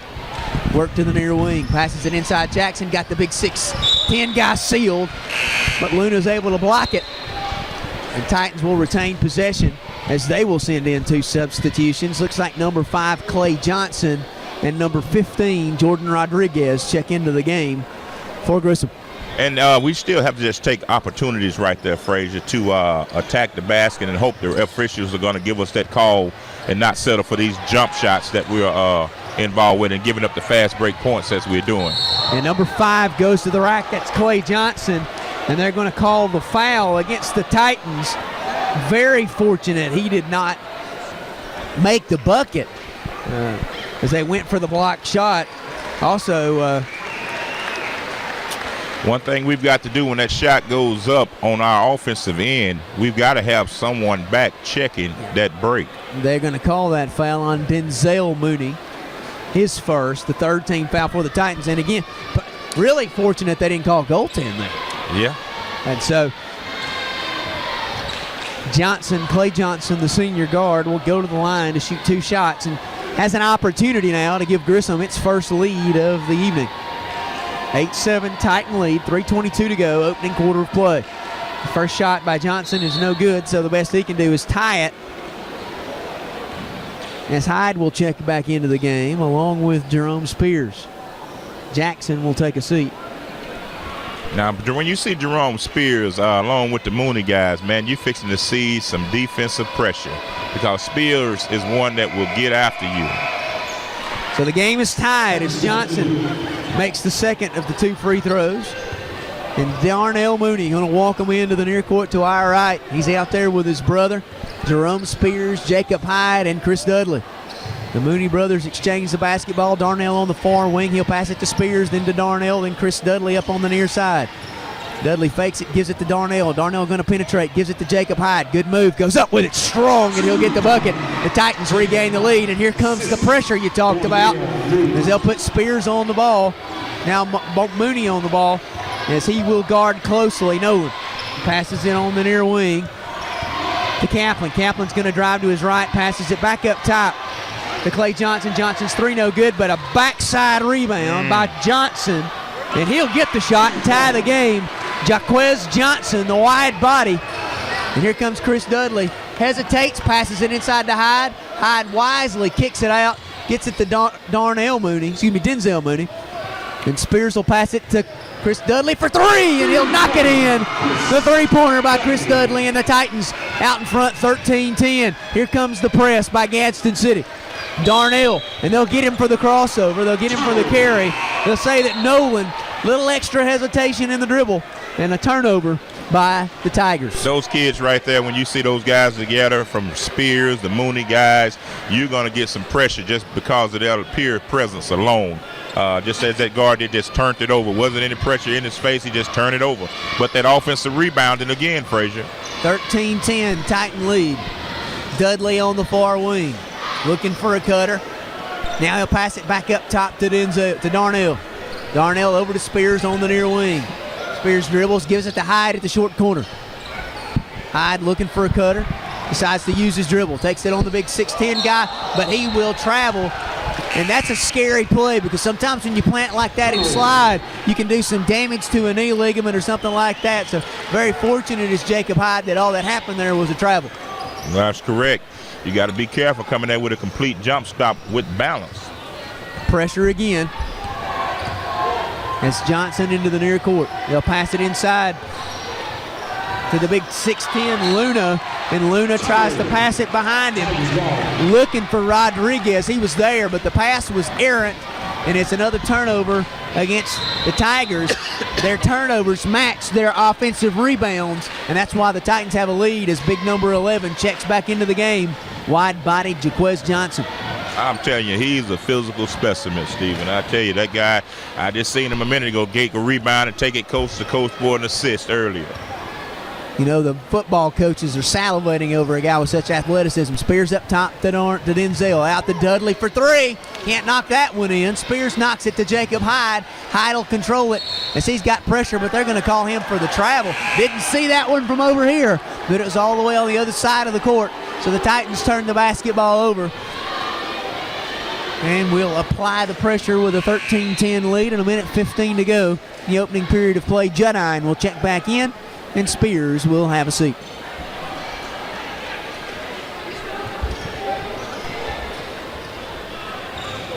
Inbound pressure.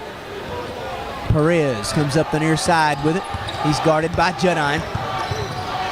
To the near wing. They'll pass it corner to Johnson. Johnson's got Dudley. Pass it into Luna. Luna up top to Perez. Back inside to Luna. Hyde's got him. He'll try to bang it in. A good job by Hyde initially. Then the rebound is made by Darnell Mooney. The pass ahead to Kalen Johnson. Can he get it? No, but they're going to call the block on Perez. So Johnson will go to the line to try to extend the Titan lead as he'll shoot two. Did not quite have his feet set, did Perez, and so the call on the block is a good one. That was great body execution by Kalen, not to commit that charge, but to be able to torque his body in the air and get around that defender. But the free throw is no good, and McKinney and Bateman will check back into the game for the Titans. Bateman will go back. On the backside as Chris Dudley will get a breather along with Jacob Hyde. Johnson's second free throw also no good. Rebound by Clay Johnson for Grissom. He'll pass it into the near court to Nolan.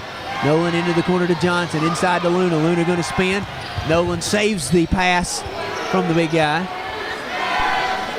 Johnson up top, 36 seconds to go. Grissom going to hold for one shot, trailing 13-10 to the Titans here in the first quarter of play. Clay Johnson skips it across to Nolan. Nolan top of the key, going to dribble, try to get some penetration. Passes it inside to Luna, and a great job. And they're going to call Darnell Mooney on the backside with a foul on Luna, the big 6'10 guy. And it was a great pass inside that time by Nolan. Luna just not able to put it in. That's the double D that Dick Vitale talks about, the drive, the draw, and the dish. And he done it very well. Coach Huff seems irate over there because he thought it was a block. And from my vantage point, it looks to be one. But the first free throw by the big 6'10 Luna goes in. Now that foul was called on number 2. That was Mooney for the Titans. 14 fouls for the Titans, 2 for the Tigers here in this first quarter of play. The second free throw is good. And so the lead is 13-12 as Luna will take a rest and Haggerty will get his first action of the game. The senior 6-footer. It's the Moonies, Judine, Bateman, and McKinney. Darnell near side, 8 seconds to go. Got to get this thing going. Darnell going to give him a shake. Going to go to the hoop. Up, in. Are they going to get an and one? Yes. It'll be the and one for Darnell. A great one-on-one action. That is what he does best, Stephen, I tell you, because one-on-one, I don't think there's anyone in the state that can guard little head Darnell Mooney. The scoop and score, if you will, for Darnell, as he is able to just take it into the rack and take the other guy to school, no doubt about it. Tries to make the traditional three-point play, and he cannot do it. This is the front end. And at the end of the first quarter, it's the Gadsden City Titans 15, the Grissom Tigers 12. Earl, what's the tail of the tape at the end of one? Yeah, it's going to be a heavyweight bout because both of them know what's at stake. Grissom knows if they win tonight, it's an outright home court advantage through the area. But if Gadsden City takes it once again, it goes to a coin toss. At the end of one, 15-12, Titans have a lead, but there are some free throw opportunities missed by the Titans in the first quarter, and they have to do a better job of blocking out on the defensive glass, as the Tigers have been able to really have an advantage when they have the basketball and getting the rebound. Yeah, it's going to boil down who has the stamina to finish the game, because right at this point in that first quarter, if my calculations are right, Grissom has already 7 offensive rebounds. And Gadsden City, what's key to them has got to be boxing out and made free throws. They're 0 for 3 in the first quarter. And again, you got a 3-point lead. You think if you make those 3 free throws, you have a 6-point lead. Just the little things you keep a track of as the game progresses. The Titans will get the basketball to start this second quarter. Grissom remains in that 2-3 look. The big 6'10 Luna will be on the sideline on the bench to start the second period of play. The Titans will go with Kalen Johnson, Kid McKinney, Jacob Hyde, Josh Judine, and Chris Dudley to start this quarter.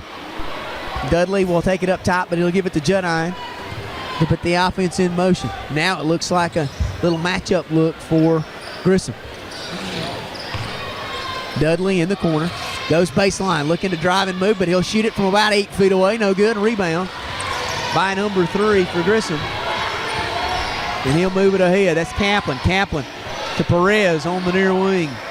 Dudley has got to find a way to get to the basket and not settle for that jump shot there. Even though it was a good mid-range shot, but there still was an opportunity for him to get to the basket. 3-pointer by Perez, no good. Rebound again offensively. Number 4 Haggerty grabs that one, but a turnover.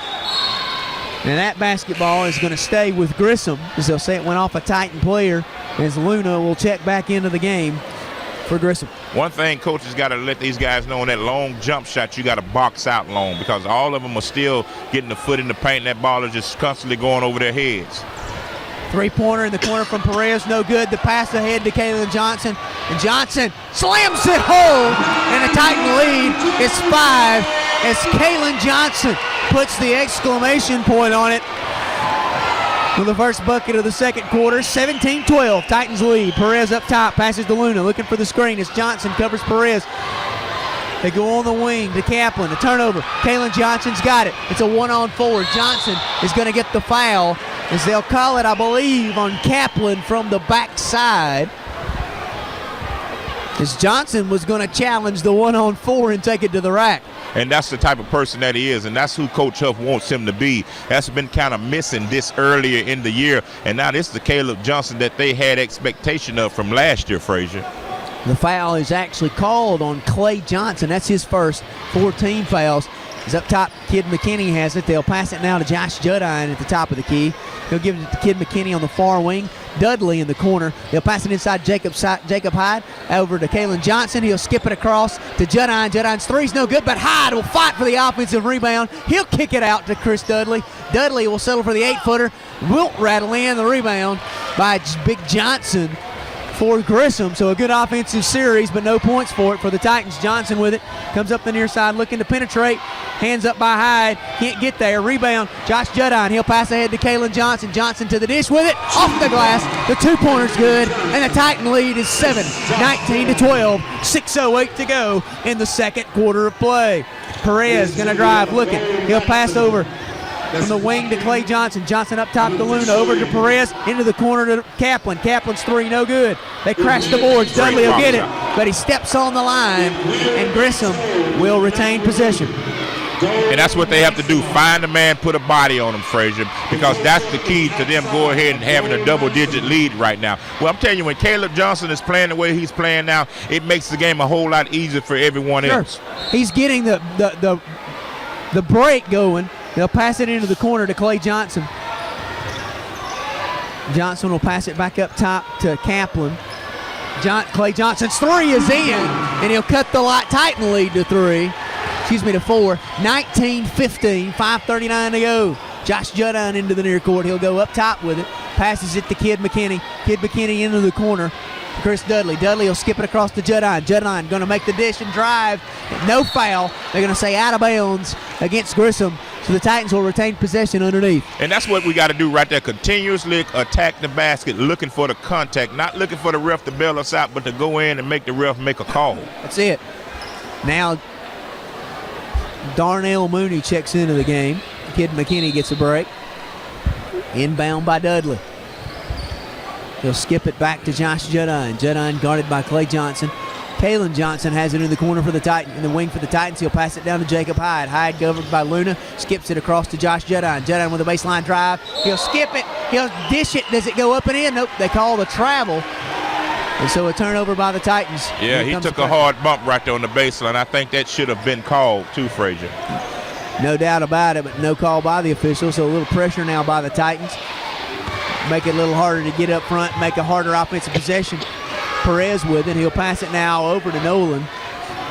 Nolan guarded by Kalen Johnson. He'll pass it across to Perez. Perez inside to Luna.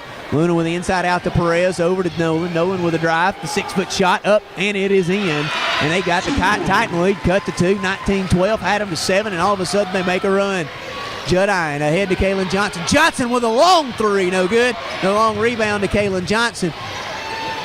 Up to Judine. Judine across to Darnell Mooney into the corner to Chris Dudley. Dudley with the zone coverage by Luna.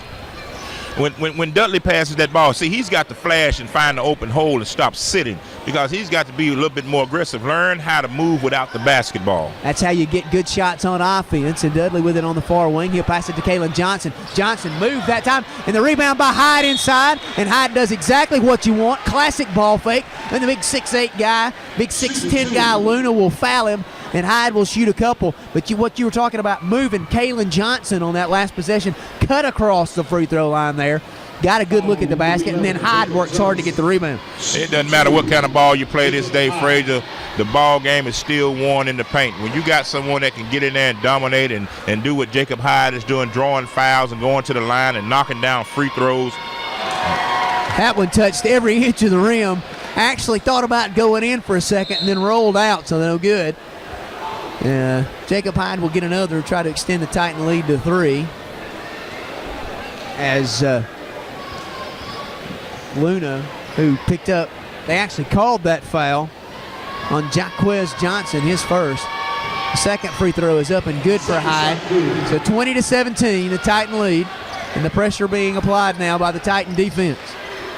Nolan passes across to Johnson. Johnson back to Nolan as they'll get it across in time. Beat the 10-second count. A trap look for the Titans. Nolan pushes it up. Johnson and Mooney putting a little bit of pressure. Passes it across to Johnson.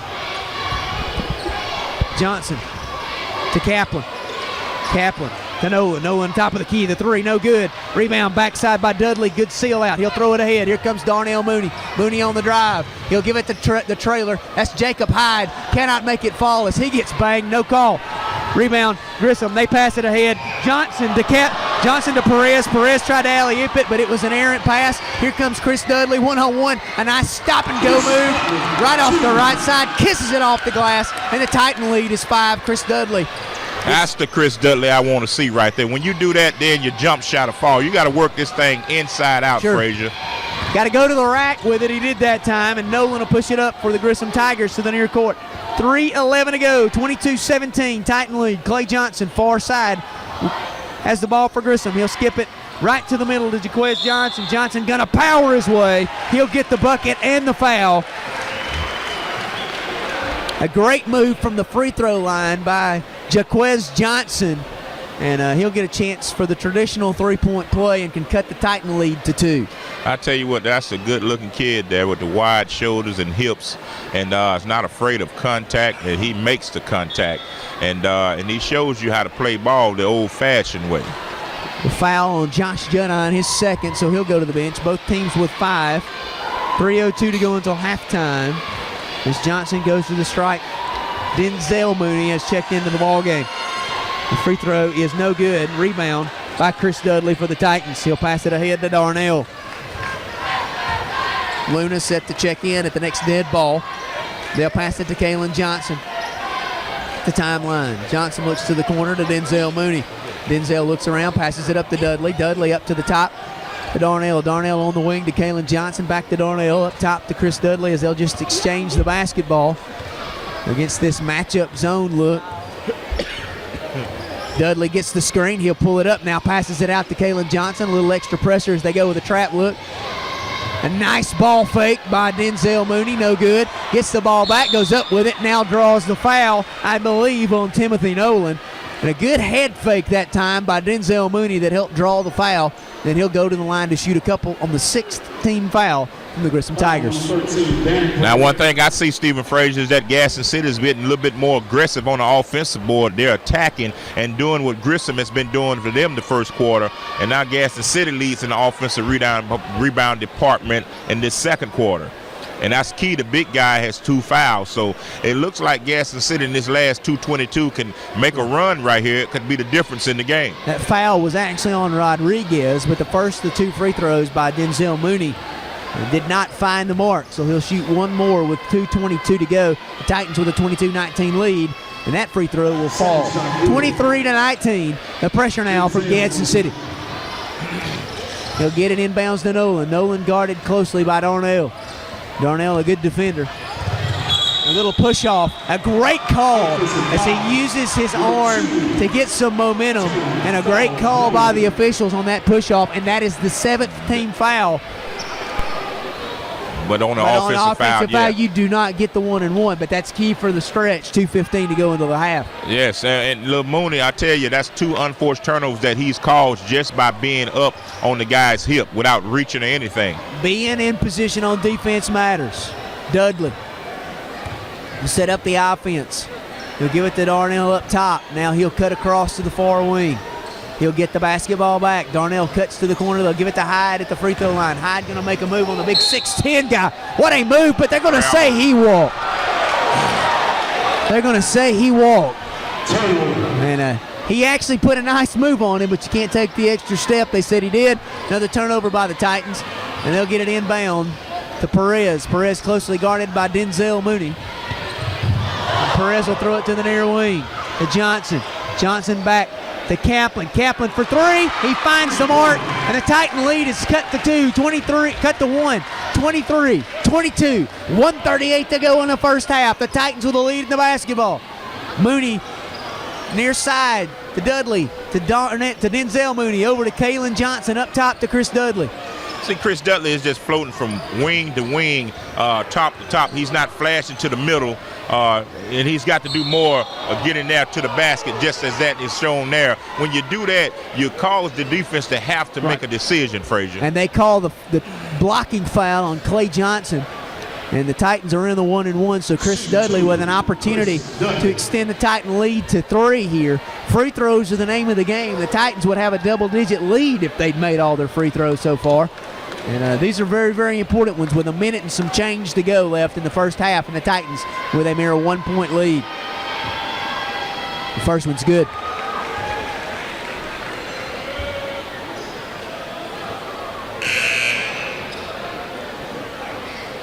Is that 3 of 7 tonight for Gadsden City? That's correct, 3 of 7. Jerome Spears checks into the game for Gadsden City. Dudley's second offering is up, and it is good as well. So the Titans with a 25-22 lead here. And the pressure now being applied. They'll get it into Clay Johnson. Johnson going to be covered by Darnell Mooney. Johnson into the near court to our left.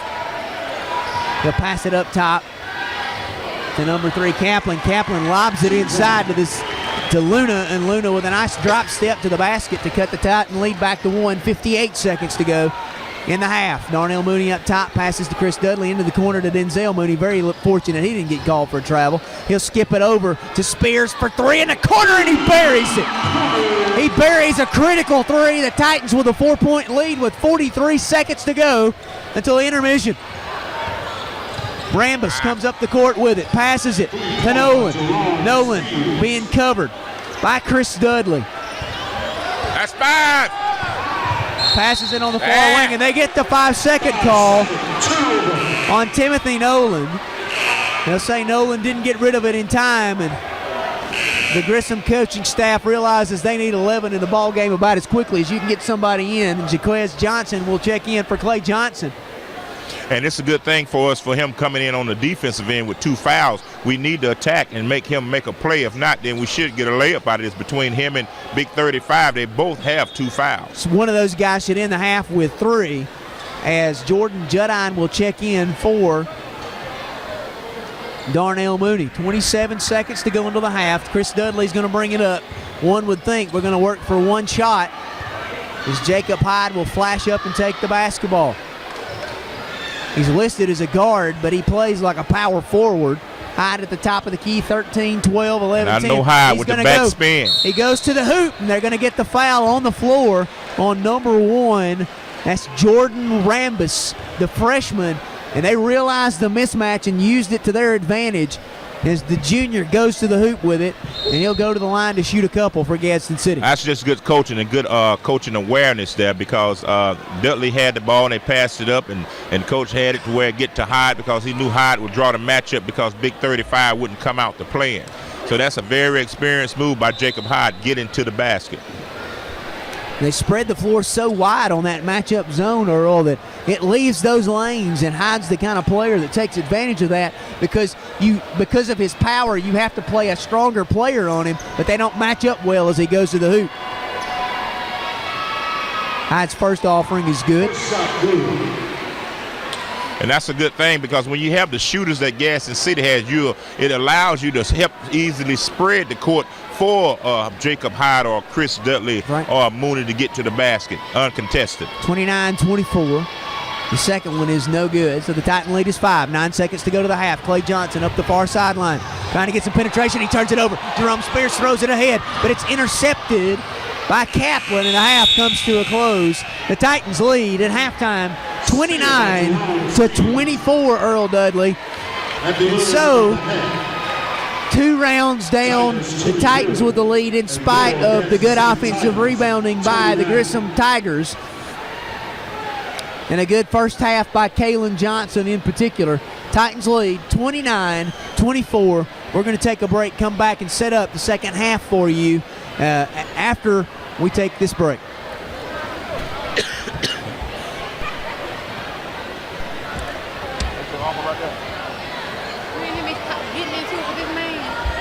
This man over here. What? Now, this our house. They done broke all out here. So I said, what you be quiet? Man, you need to leave folk alone. I don't care. I ain't finna, I got no more candy. I ain't finna get my head busted. Fooling with your crazy tail.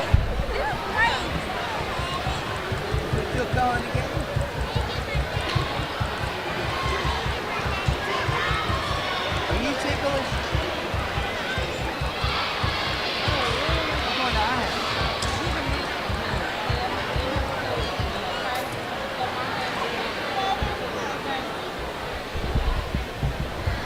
Can I get on the radio, man? You was in Timmy's picture. You was behind Tommy Boyd. Tommy Boyd. You know what I'm saying? You talk mess like you do, so. He's at the game right now. Okay. Well, you said behind him. You might have posted a picture of him on Facebook. I said, y'all ain't got to worry about Tommy Boyd talking mess, but Tommy Davis gonna talk more than him. Yeah, like that. I heard you was banned from the old school days. At this time, ladies and gentlemen, we have one shot, one prize, $1. One shot, one prize, $1. You actually For do the your main best. basket, you get something from the concession stand. Yeah. One shot, $1, one prize. Even though I'm crazy. They basketball games. I got one 12-year-old. He be middle school next year. Got one on 11th grade. TJ. One shot, $1, one prize. What up, fellas? All right, baby. That's good.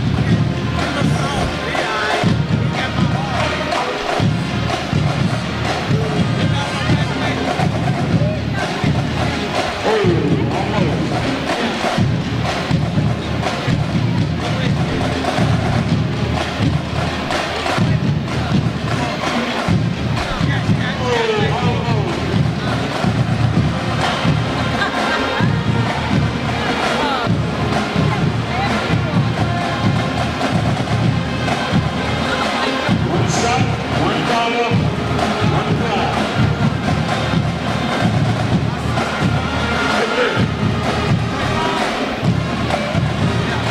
I thought you wanted to announce something. It was a one-time thing. Oh, whatever. You get for senior night.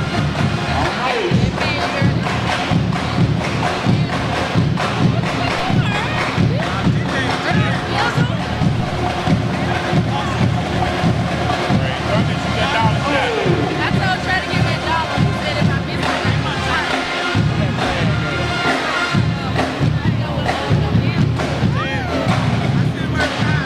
One shot, $1, one prize. Wobbling and stuff. I know. Where she at? She here. Oh, Maybe I said, she Oh, okay. late. Yeah, she just over at the house the other day. oh. That ain't wobbling. Hurry up, ladies and gentlemen, in 3 minutes, it's over. No ill. Wow. Next one up. All right, Trey. Make the trade, Trey. Oh,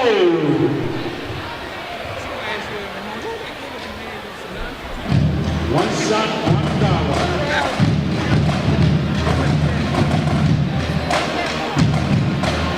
Oh, Hey, baby. almost. 2-3-1. Almost.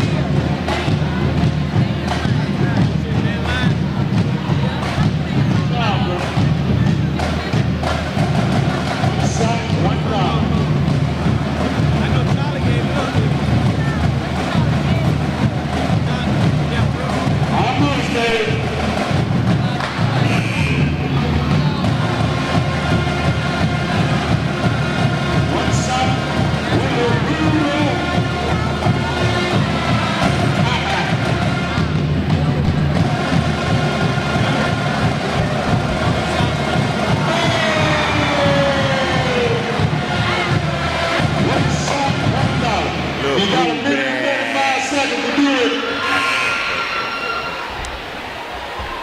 got Mr. T shooting this one.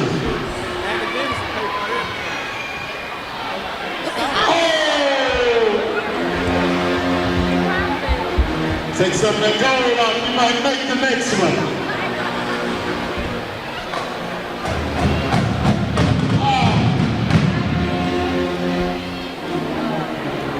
All right, baby.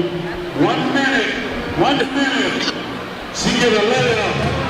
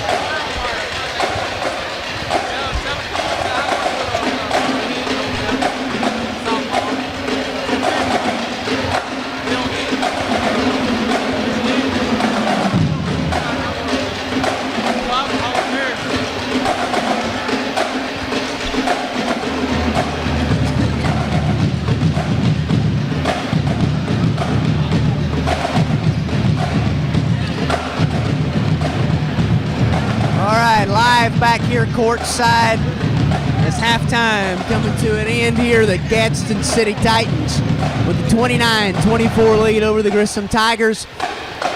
Earl Dudley, Stephen Frazier with you here courtside, and the tail of the numbers in the first half. Earl, you've got some of those for us to share the we statistics. have our leading scorer there, which is going to be Kalen Johnson with 9, and following Chris Dudley with 8, Jerome Spears 5. But the key thing is the free throws. Gadsden City is 5 for 9 from the charity stripe. And we have 7 turnovers for the first half. But far as that, I think if we get out there, Stephen Frazier, and make the free throws and box out from those long shots, I think we could put this one away. But it's got to take some heart and some determination to want to do those simple, fundamental things. Titans will go on offense in the goal to our left. The Grissom Tigers, the goal to the right there, and 43 seconds to go until halftime. Again, earlier in the season, if you just joined us, the Grissom Tigers in a squeaker 71-69 beat the Gadsden City Titans. They have not lost an area game. The Titans have only lost that one game, so the Titans can hold, the score can hold up, we can win. We'll split the area championship and flip to host the area tournament. That's correct.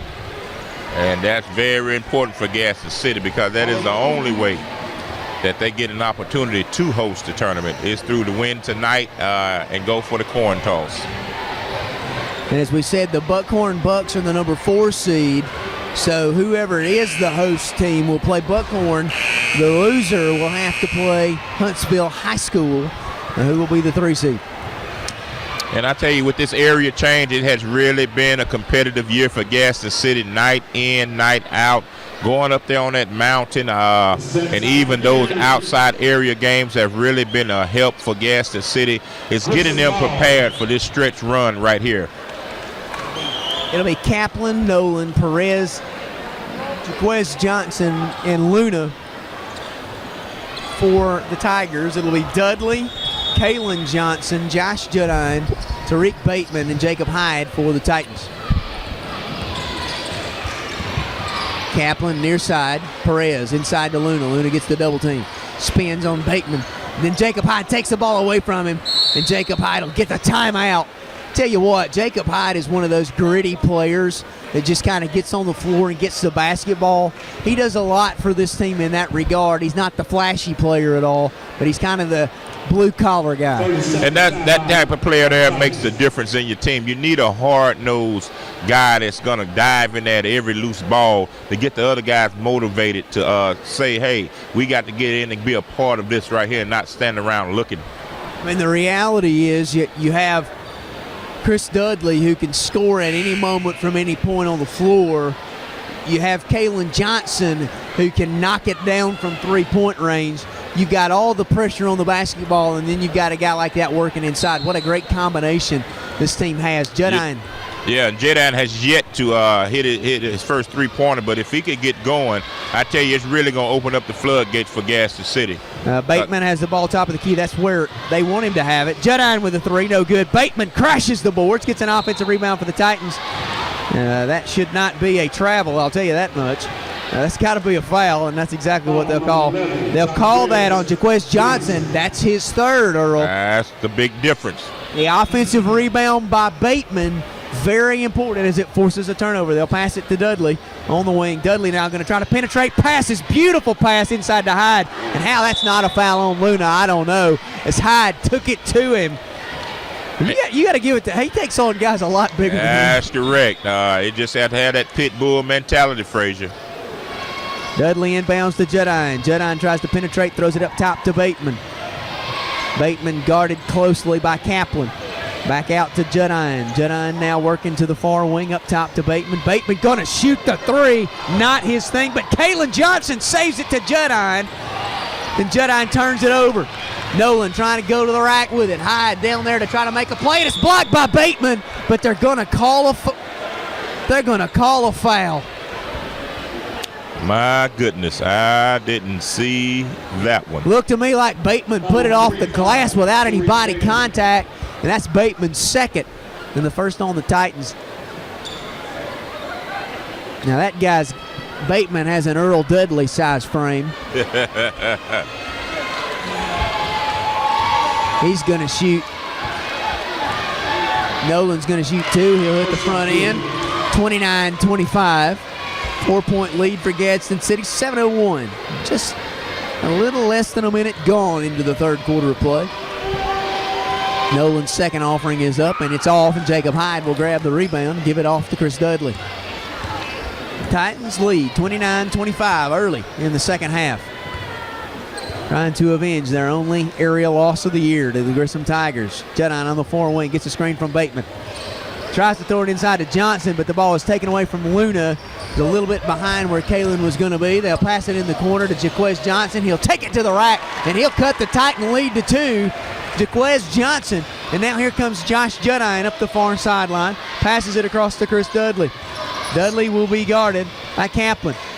Takes the screen from Bateman. He'll shoot the 6-footer. Floats it, no good. Rebound by Perez. Perez will throw it over to Nolan. Nolan going to push the issue. Throws it to Johnson on the wing. Going to get penetration. And they're going to call the foul on that. And oh my goodness. They called the reach-in foul. And there'll be two. They call that a shooting foul. So they're going to call a 2-shot foul. On Bateman, and that'll be his third, which will probably earn him some bench time. Johnson will go to the line to shoot 2 more. He can tie this basketball game. As Darnell Mooney checks into the game for Gadsden City, along with number 22. That's Braylon Jackson. Bateman going to have a seat with 3 fouls, as we thought. Came into the half with 1, but in less than 2 minutes, he picked up 2, so the big man will go to the bench.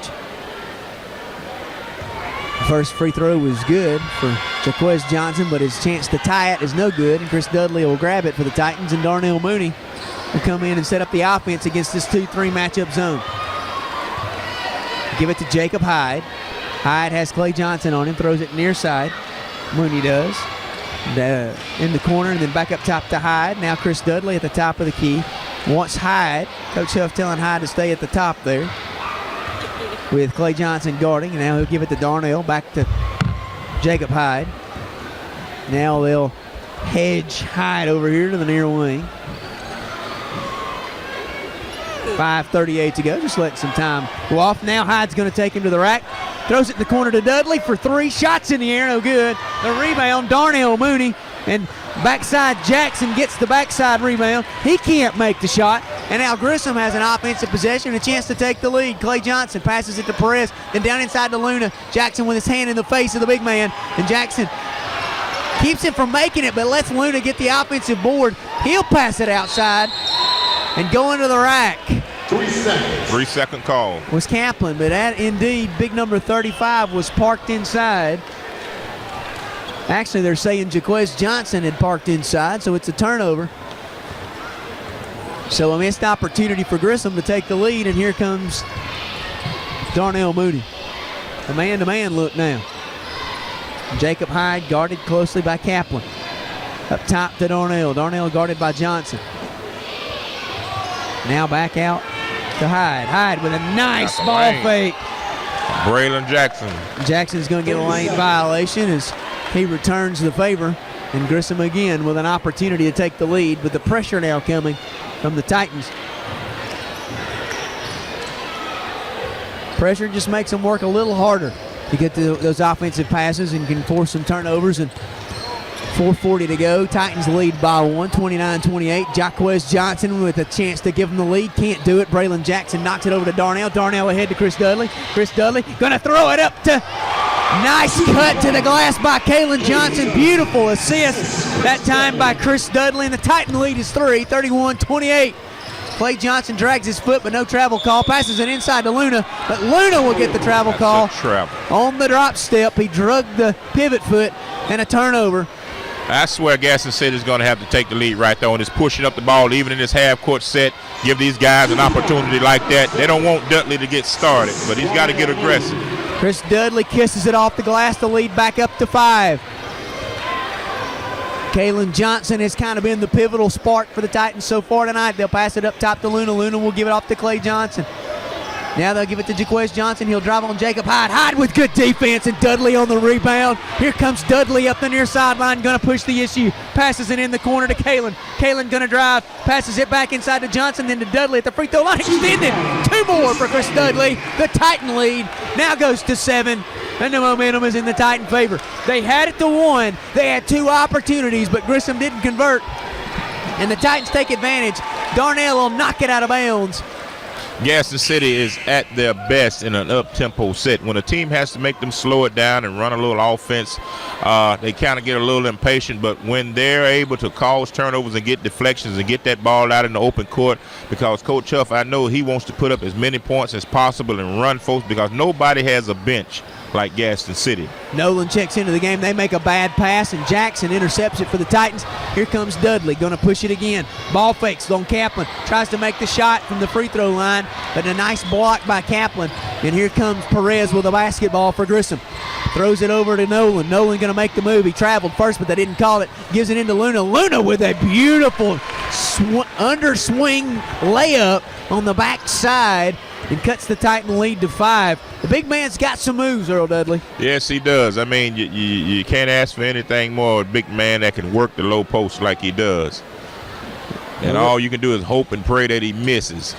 A little sweeping up and under from him, and here comes Kalen Johnson. He'll give it to Jacob Hyde. Hyde will go to the rack with it, and he bounces it off the big man.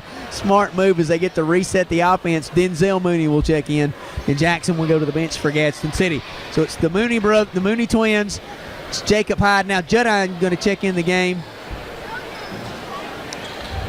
Kalen Johnson going to have a seat. I tell you what, I just wish Josh Judine could reel him off 1 or 2. It will really open this game up, because right now he's in a shooting slump. It's not really getting the looks that he's used to getting. Hyde up top. Now Juddine in the corner. Now back to Hyde. Over to Denzel. Over in the corner to Darnell. He'll reset everything up top. Passes to Jacob Hyde on the wing. Nice cut by Darnell, but blocked inside by Luna. And a 6'10 guy makes you change your shot. And that's exactly what Luna did that time with the block. And Luna is very disciplined. He knows to go vertical. And if you're going to make it, you're going to make it with me standing up at 7'8". That's it. And it's hard. It makes you change the trajectory. Kaplan going to go to the rack on Denzel. Now he'll dish it out to Clay Johnson. Johnson's three, no good. With the loose ball, it's handled by Kaplan. But then Kaplan, they're going to say, threw it off a Titan player.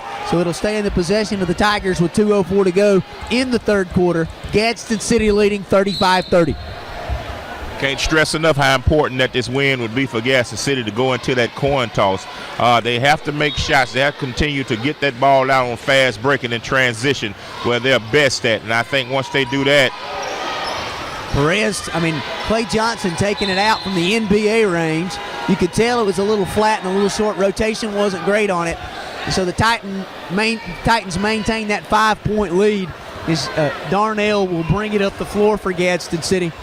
Now the man-to-man look, or a matchup look, really, for Grissom. They'll pass it over to Darnell. Darnell to his brother at the free throw line. Now Denzel goes baseline. Passes it out to Juddine for three. But off, no good. Rebound backside by Luna. Perez pushes the issue, throws it ahead to Clay Johnson. But Jacob Hyde makes the grab, but he throws it back to Johnson. Then it's stolen by Darnell. Darnell going to take it to the rack. He goes to the hoop with it, and he is fouled as there's a collision between Perez and Darnell, so Darnell will go to the line to shoot a couple.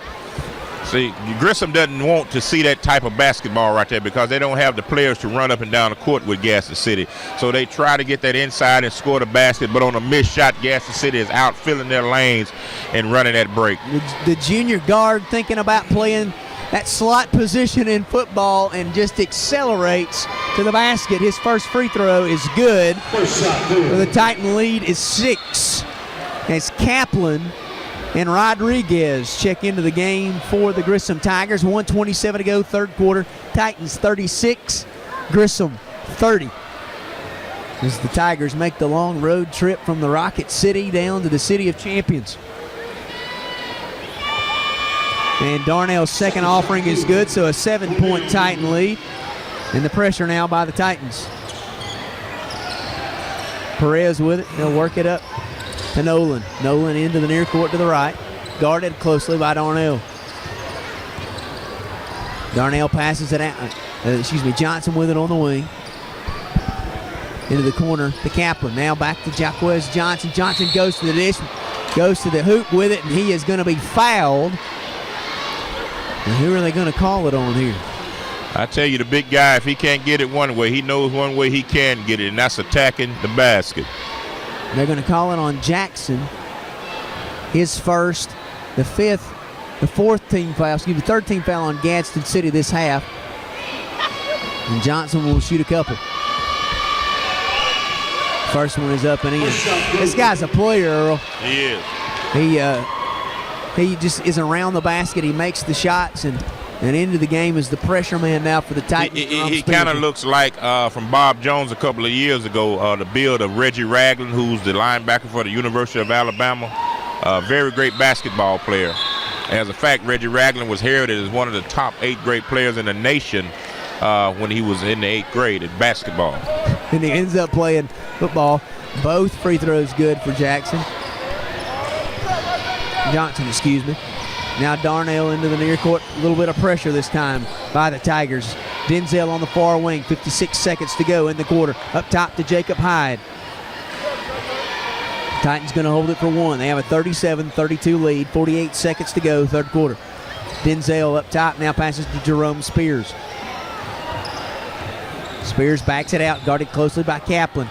He'll pass it to Darnell, who's guarded by Nolan. Darnell going to go down the right sideline. Does a little shake and bake, and will reset with 30 seconds. Gives it to Jacob Hyde, who's guarded now by Kaplan. Jacob fakes it. Resets the offense with 20. Gives it to Denzel. Denzel then tries to give it to Jacob Hyde. Turns it over. Here comes Perez near side. Perez guarded by Darnell. goes to the rack with it. He'll draw the foul from Jackson, and he'll go to the line to shoot a couple. Had an opportunity to hold the ball and keep the lead, or add to the lead, but turn it over, and now with 8.4 to go in the third, Perez can cut the Titan lead to 3. That's when you come back, you don't make that pass in a triple threat position. Mooney didn't, and then you don't have the control of the ball or the pass that you need to do to make the direct pass to who you want it to go to. So he makes the first. The Titan lead now, 37-33 is 4. Perez with an opportunity for one more. And he makes it 37-34. Titans with the lead, 8.4 to go. Here comes Chris Dudley with a basketball. He'll probably take the final shot of the quarter. They pass to Hyde. Hyde's going to put it in the air. It's no good. And the third quarter comes to a close with the Titans leading 37-34 over the Grissom Tigers. 37. Tigers 34. So again, those free throw woes, even just missing a couple, is the difference here between the Titans having a larger lead. It's only 3, and the Tigers are within striking distance, Earl. That's correct, man. That is correct. The fundamentals, the simple things that it takes to win a basketball game, like triple threat passing, that turnover, it was crucial. At the end here, they get 2 points out of a play that Gadsden City was going to stall the ball.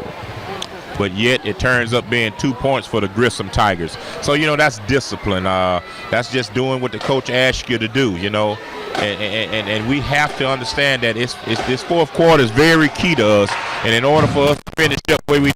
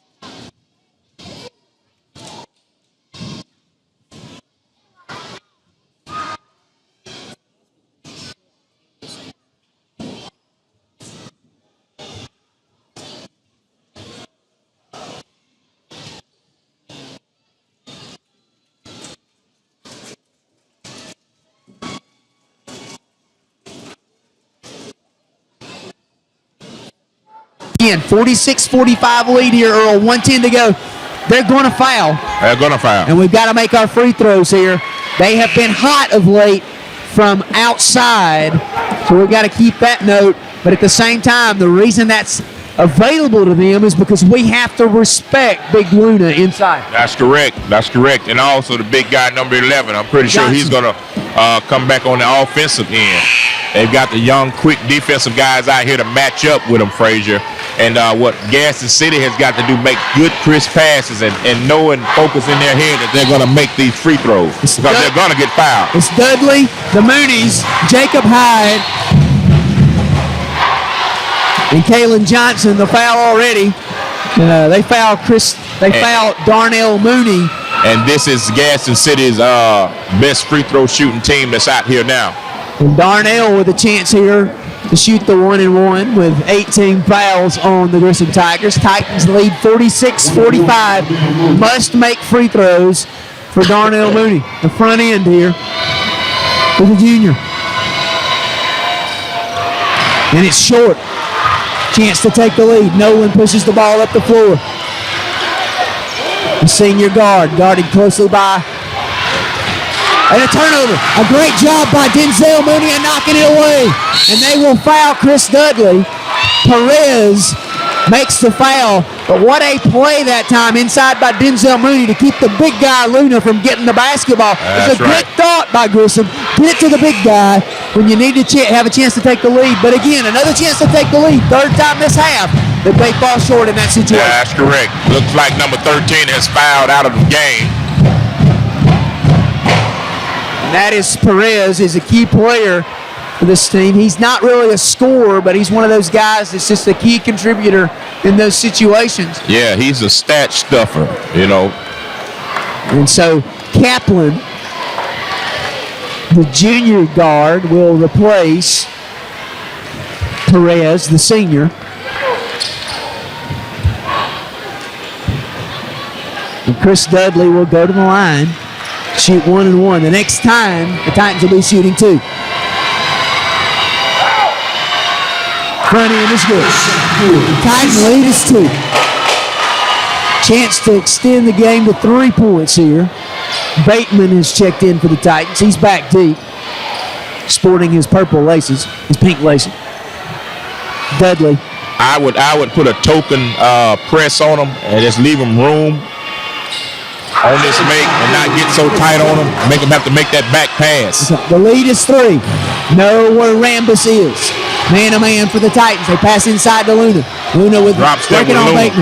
Nice job by Bateman of getting his hand up. Just a fantastic shot by the 6'10 guy. Luna just spins around with a nice fadeaway shot. You can't play it any better defensively that time. Sometimes the other guy just makes a great play. He does. So the Titan lead is 48-47, and we said it at the beginning. This game's going to come down to what, Earl? Rebounding and free throws here at the end. The Titans right now from the free throw stripe are 6 for about 15. 6 or 15 from my stats here. So they missed 9 free throws. Do the math, folks. You got a 1-point lead. That'd be a 10-point lead. Those free throws are pivotal. At the half, we were, if my corrections are not mistaken, they were 4 of 8 at the half. So 50%. None are more important than the ones, even though the foul hasn't occurred yet, none are more important than the ones that are coming up. But there's no doubt Grissom will press here, try to get a cheap steal or a cheap turnover before they foul. You don't really, in this situation, foul with 40.2 seconds before the ball gets in. Because one thing you want to do is try to let that 10-second work in your favor by making that back pass and not advancing the ball. So reset here, 40.2 to go. Titans lead 48-47. It's Luna, Johnson, Rambus, Kaplan, and Nolan for the Tigers. It's Hyde, Johnson, Dudley, and the Moody twins for the Titans. Yeah, once again, the best ball handlers and the free throw shooters that are on the Titans team. So we have got to knock these 2 free throws down, and I think we'll be in a 2-shot foul here.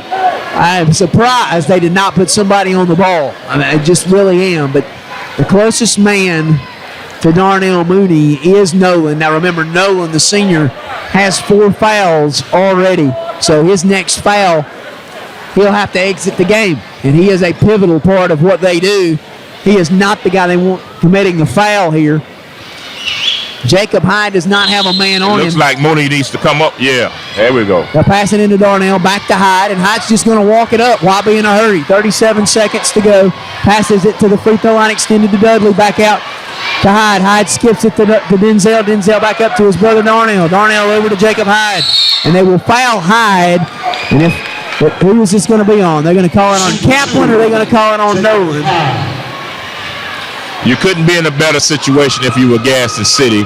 You know, if we just knock down the free throws, you put the seal on this game. Now you force Grissom to have to come down and take a 3. Okay, I was wrong. Nolan only has 3 fouls. But 2 shots now for Jacob Hyde.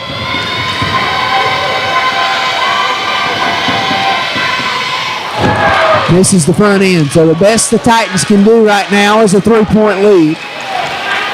As Hyde shoots the second of the bonus free throws. Kalen Johnson goes to the bench. Tariq Bateman checks in for Gadsden City. Little big body down inside to check Luna.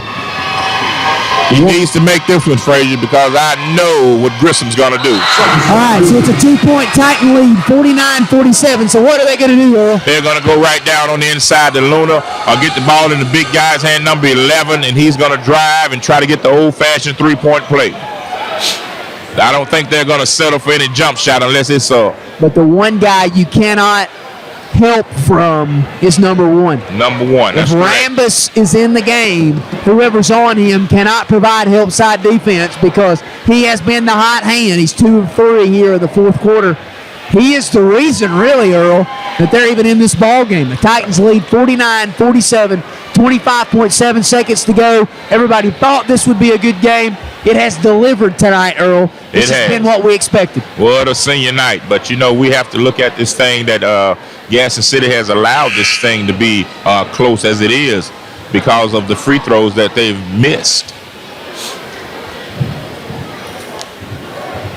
They have missed But I wonder what Coach Huff is saying in that huddle right there. Well, there's no doubt we will pressure the basketball. Probably he's going to put Tariq fronting the big man, I would think. Grissom can tie or take the lead here with 25.7 seconds to go. We will pressure the basketball. Nolan will inbound to Rambus. Back to Nolan. 24 seconds to go. The 2-2-1 look for the Titans. We're in man-to-man. Rambus is guarded closely by Darnell. 15, 14, 13. They're going to look inside the Luna. There we go. We need to drop down. High drops with the bucket is good. 7 seconds to go in the game. Here comes Jacob High with the basketball. And with 4 seconds, Gadsden City will take a timeout. I don't like that. When you get that ball in there, the big guy, that's what I said. They're going to the inside, and you got to collapse down and make them take the jump shot, Frazier. That's why I thought you front him there, Earl Dudley, and not play behind him, but they decided to play behind. And the big man makes the drop step. It's a good move, and Hyde nearly stripped the basketball, but the strength of Luna, the 230-pound body, he turns, he gets it up off the glass.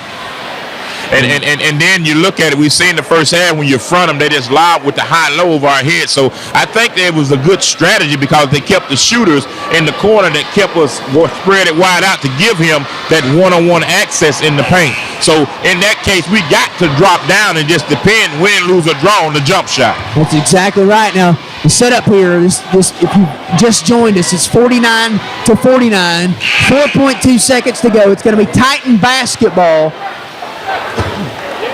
Titans in the double bonus, so any foul at all would send the Titans to the free throw line. I've seen this time when Josh Jedine hadn't done anything right here just at this moment, but Josh Jedine is one that could make a shot like this here. Dudley, Hyde, Mooney. It needs to be a down screen. You just shouldn't. It's going to be Jacob Hyde who's going to take the shot, or is he? Corner shot, Darnell Mooney. Oh, it rims up, and we're going to overtime. What a night for senior night. An extra 4 minutes, Stephen Frazier. What a way to go out as seniors here at Gadsden City. But you have to make your free throws in critical situations. If we had, we wouldn't even be in this situation. The good news for us is it's Grissom who's in foul trouble. Yeah, Grissom's in foul trouble. And, Gadsden City has missed, I think, an excess of 15 free throws here. And I think last week up there in Buckhorn, they missed 25, if I'm not mistaken, what I've heard.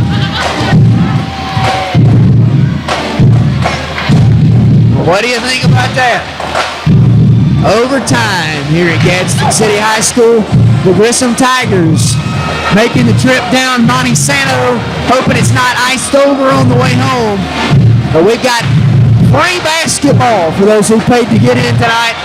Overtime between these two teams, and you really would have expected nothing less. That's correct. We have to play smart ball here. Like you say, the fouls are in our favor. They're in foul trouble, and we just have to attack the basket right here because I know things I've learned in the long run when referees are here outside of those 32 minutes, they're ready to get home, Stephen Frazier. That's exactly right. They don't want to see another overtime. And if the big guys are in, you have to go after them to start the extra period of play. It'll be Judine and Dudley, Kalen Johnson, Jacob Hyde, and Darnell Mooney. For the Tigers, it'll be the big man, Luna. It'll be Johnson, number 11. It'll be Kaplan. It'll be Rambus, and it'll be Nolan. They are already in the double bonus. And the Tigers will win the tip. Here comes Rambus with the basketball. He'll throw it to Johnson. Johnson guarded by Judine. He'll take it to the rack. And he'll lose the basketball, and it'll be knocked out of bounds as Jacob Hyde finds his way to the floor. Overtime is 4 minutes. And we've already taken 10 seconds of it. Yes, and Gadsden City is in the double bonus. That's a plus for us too, but we have to take advantage of it. Bateman with 3 fouls. He's the only player really in foul trouble for the Titans. But there are several, including the big men, who are in foul trouble for the Tigers. And as Hyde goes to the floor, he Leaves a sweaty deposit. They got to clean up for just a minute. 49 apiece, overtime here at Gadsden City High School. The Titans hosting the Tigers from Grissom.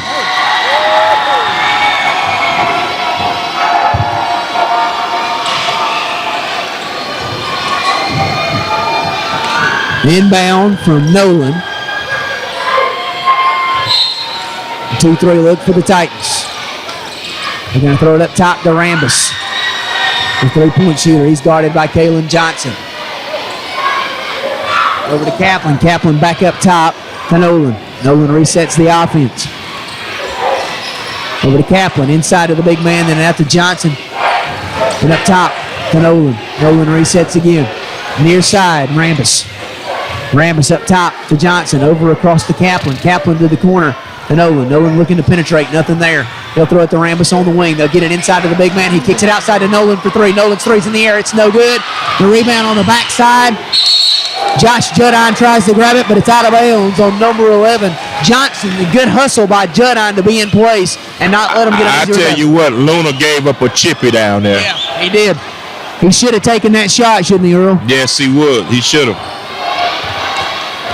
Now, Mooney with the basketball. 3:02 to go. He'll give it to Kalen Johnson. Kalen been kind of quiet in the second half.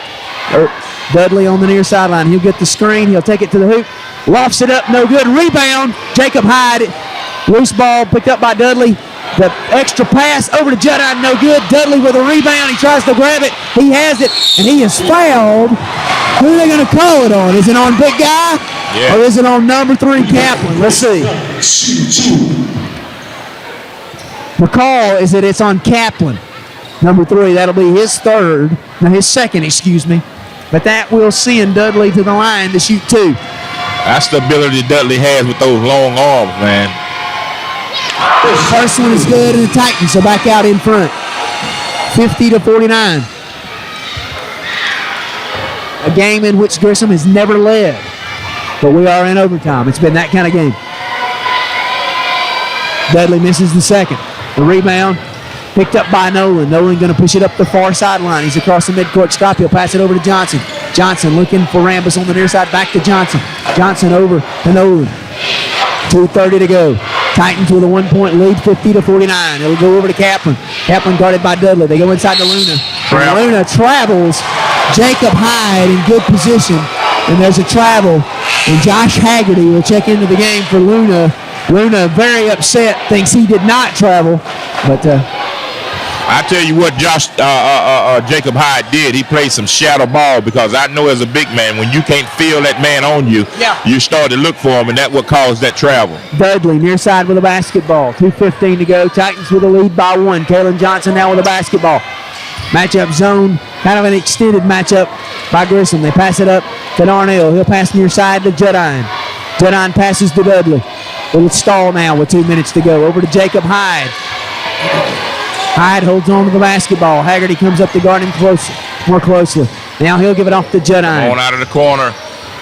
Judine, here comes the trap. He'll pass it over to Dudley. Dudley looks underneath to Hyde, and Hyde is hammered. Hyde is hammered, and he is on the floor.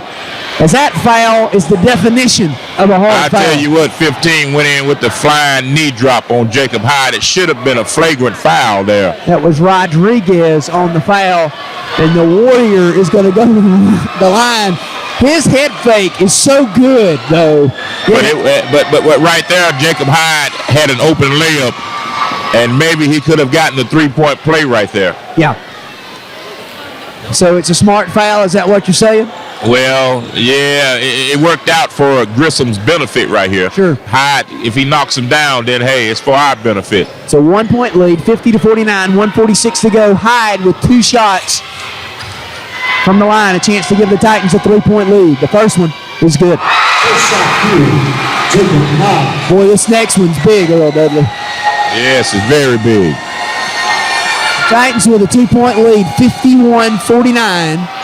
That's the purpose of that stall offense that Coach Huff runs, that those guys fall asleep on that backdoor cut because they're getting anxious trying to get that foul in, and you're going to have an open layup.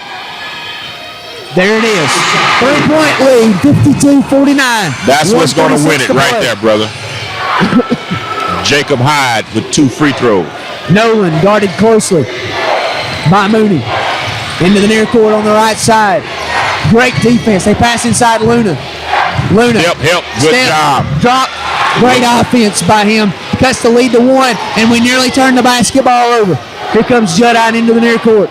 Passes to Dudley on the far side in the corner, and we'll go back up top to Hyde and run that stall offense. 52-51, Titans with a lead, 1:17 to go. Now to Juddine, not to Juddine. Now it's He over to needs to Juddine. hold it because Luna can't come out and guard anyone. See, there's the open layup right there. And there it is. 53. That's what that does. It lulls you to sleep. Right. As Luna began to creep up, Dudley went back door on the baseline. 54-51, 3-point lead now. The pressure by the Titans. 57 seconds to go. Nolan comes into the near court with a basketball, guarded closely. Jacob Hyde is battling down there too. Rambus banks it in. What a shot by the freshman Rambus off the glass. Talk about a spark in late in the game. The freshman's come in with 8 points late. And the Titans find themselves up 1 with 45.9 to go.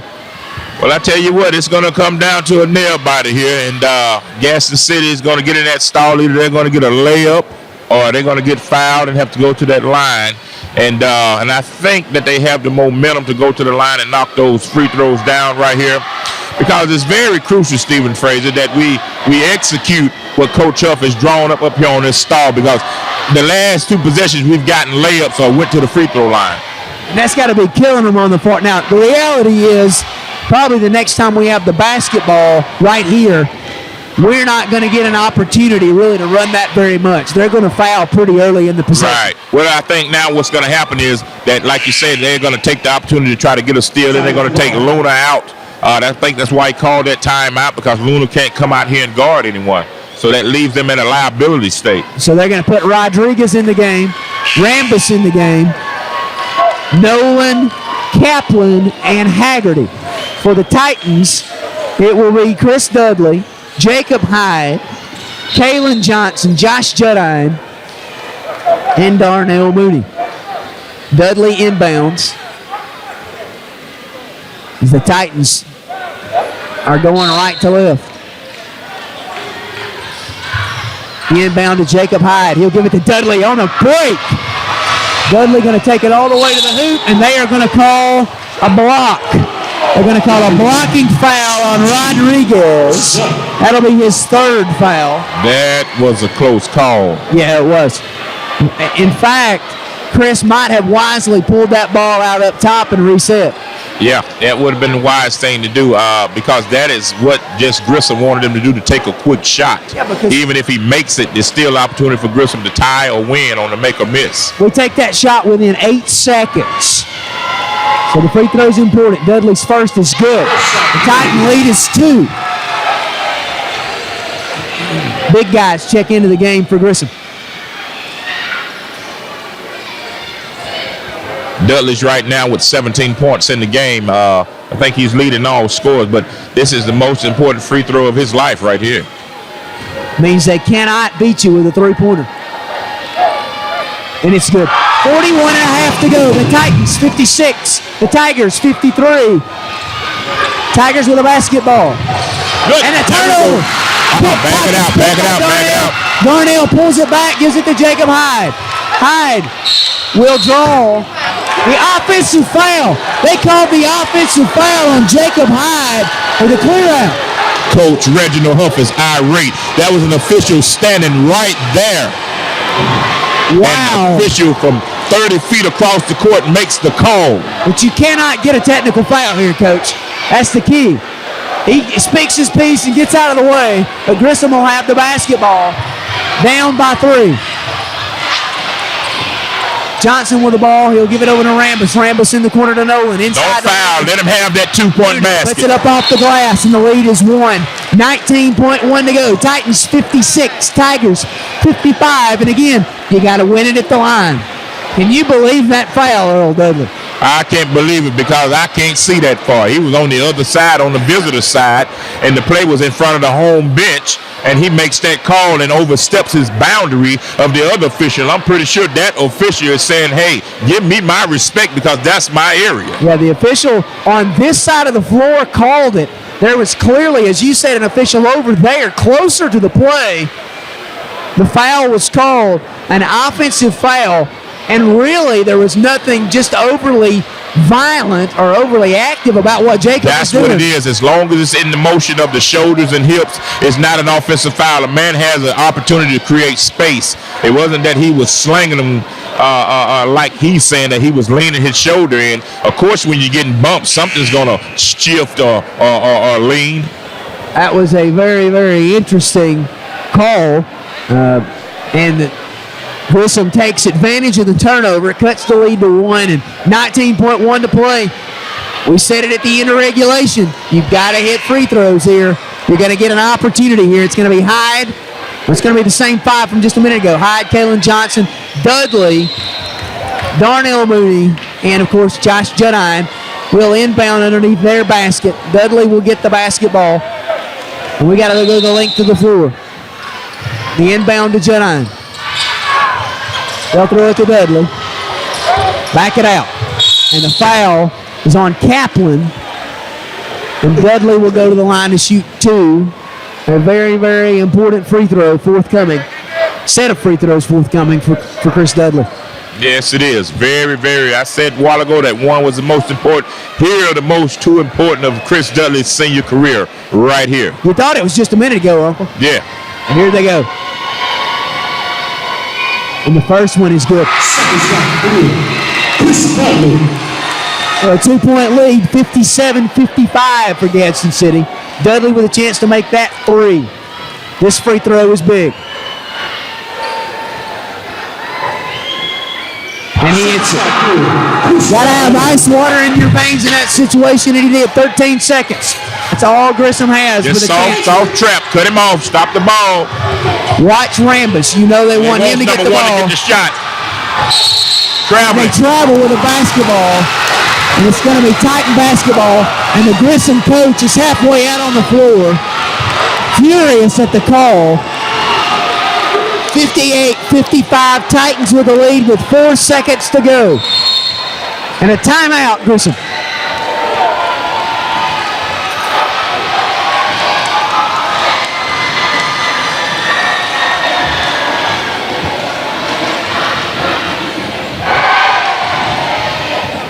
So Grissom trails by 3. The Titans will have the basketball.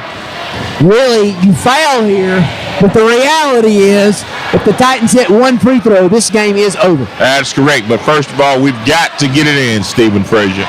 Right, they're going to go for the steal and try to get some kind of 3-point basket here. You got to think they're going to try that, and then they're going to foul.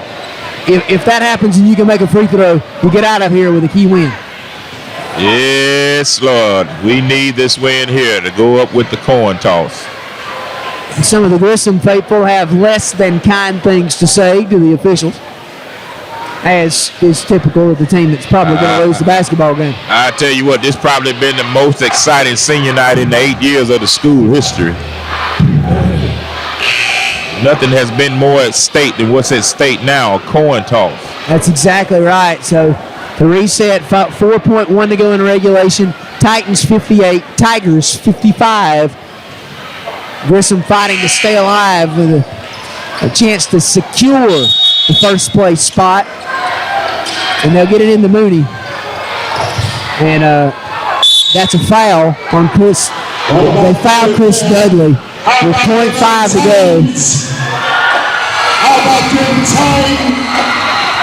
And so Dudley with 0.5 will shoot 2 free throws, but in reality, this basketball game is over, Earl.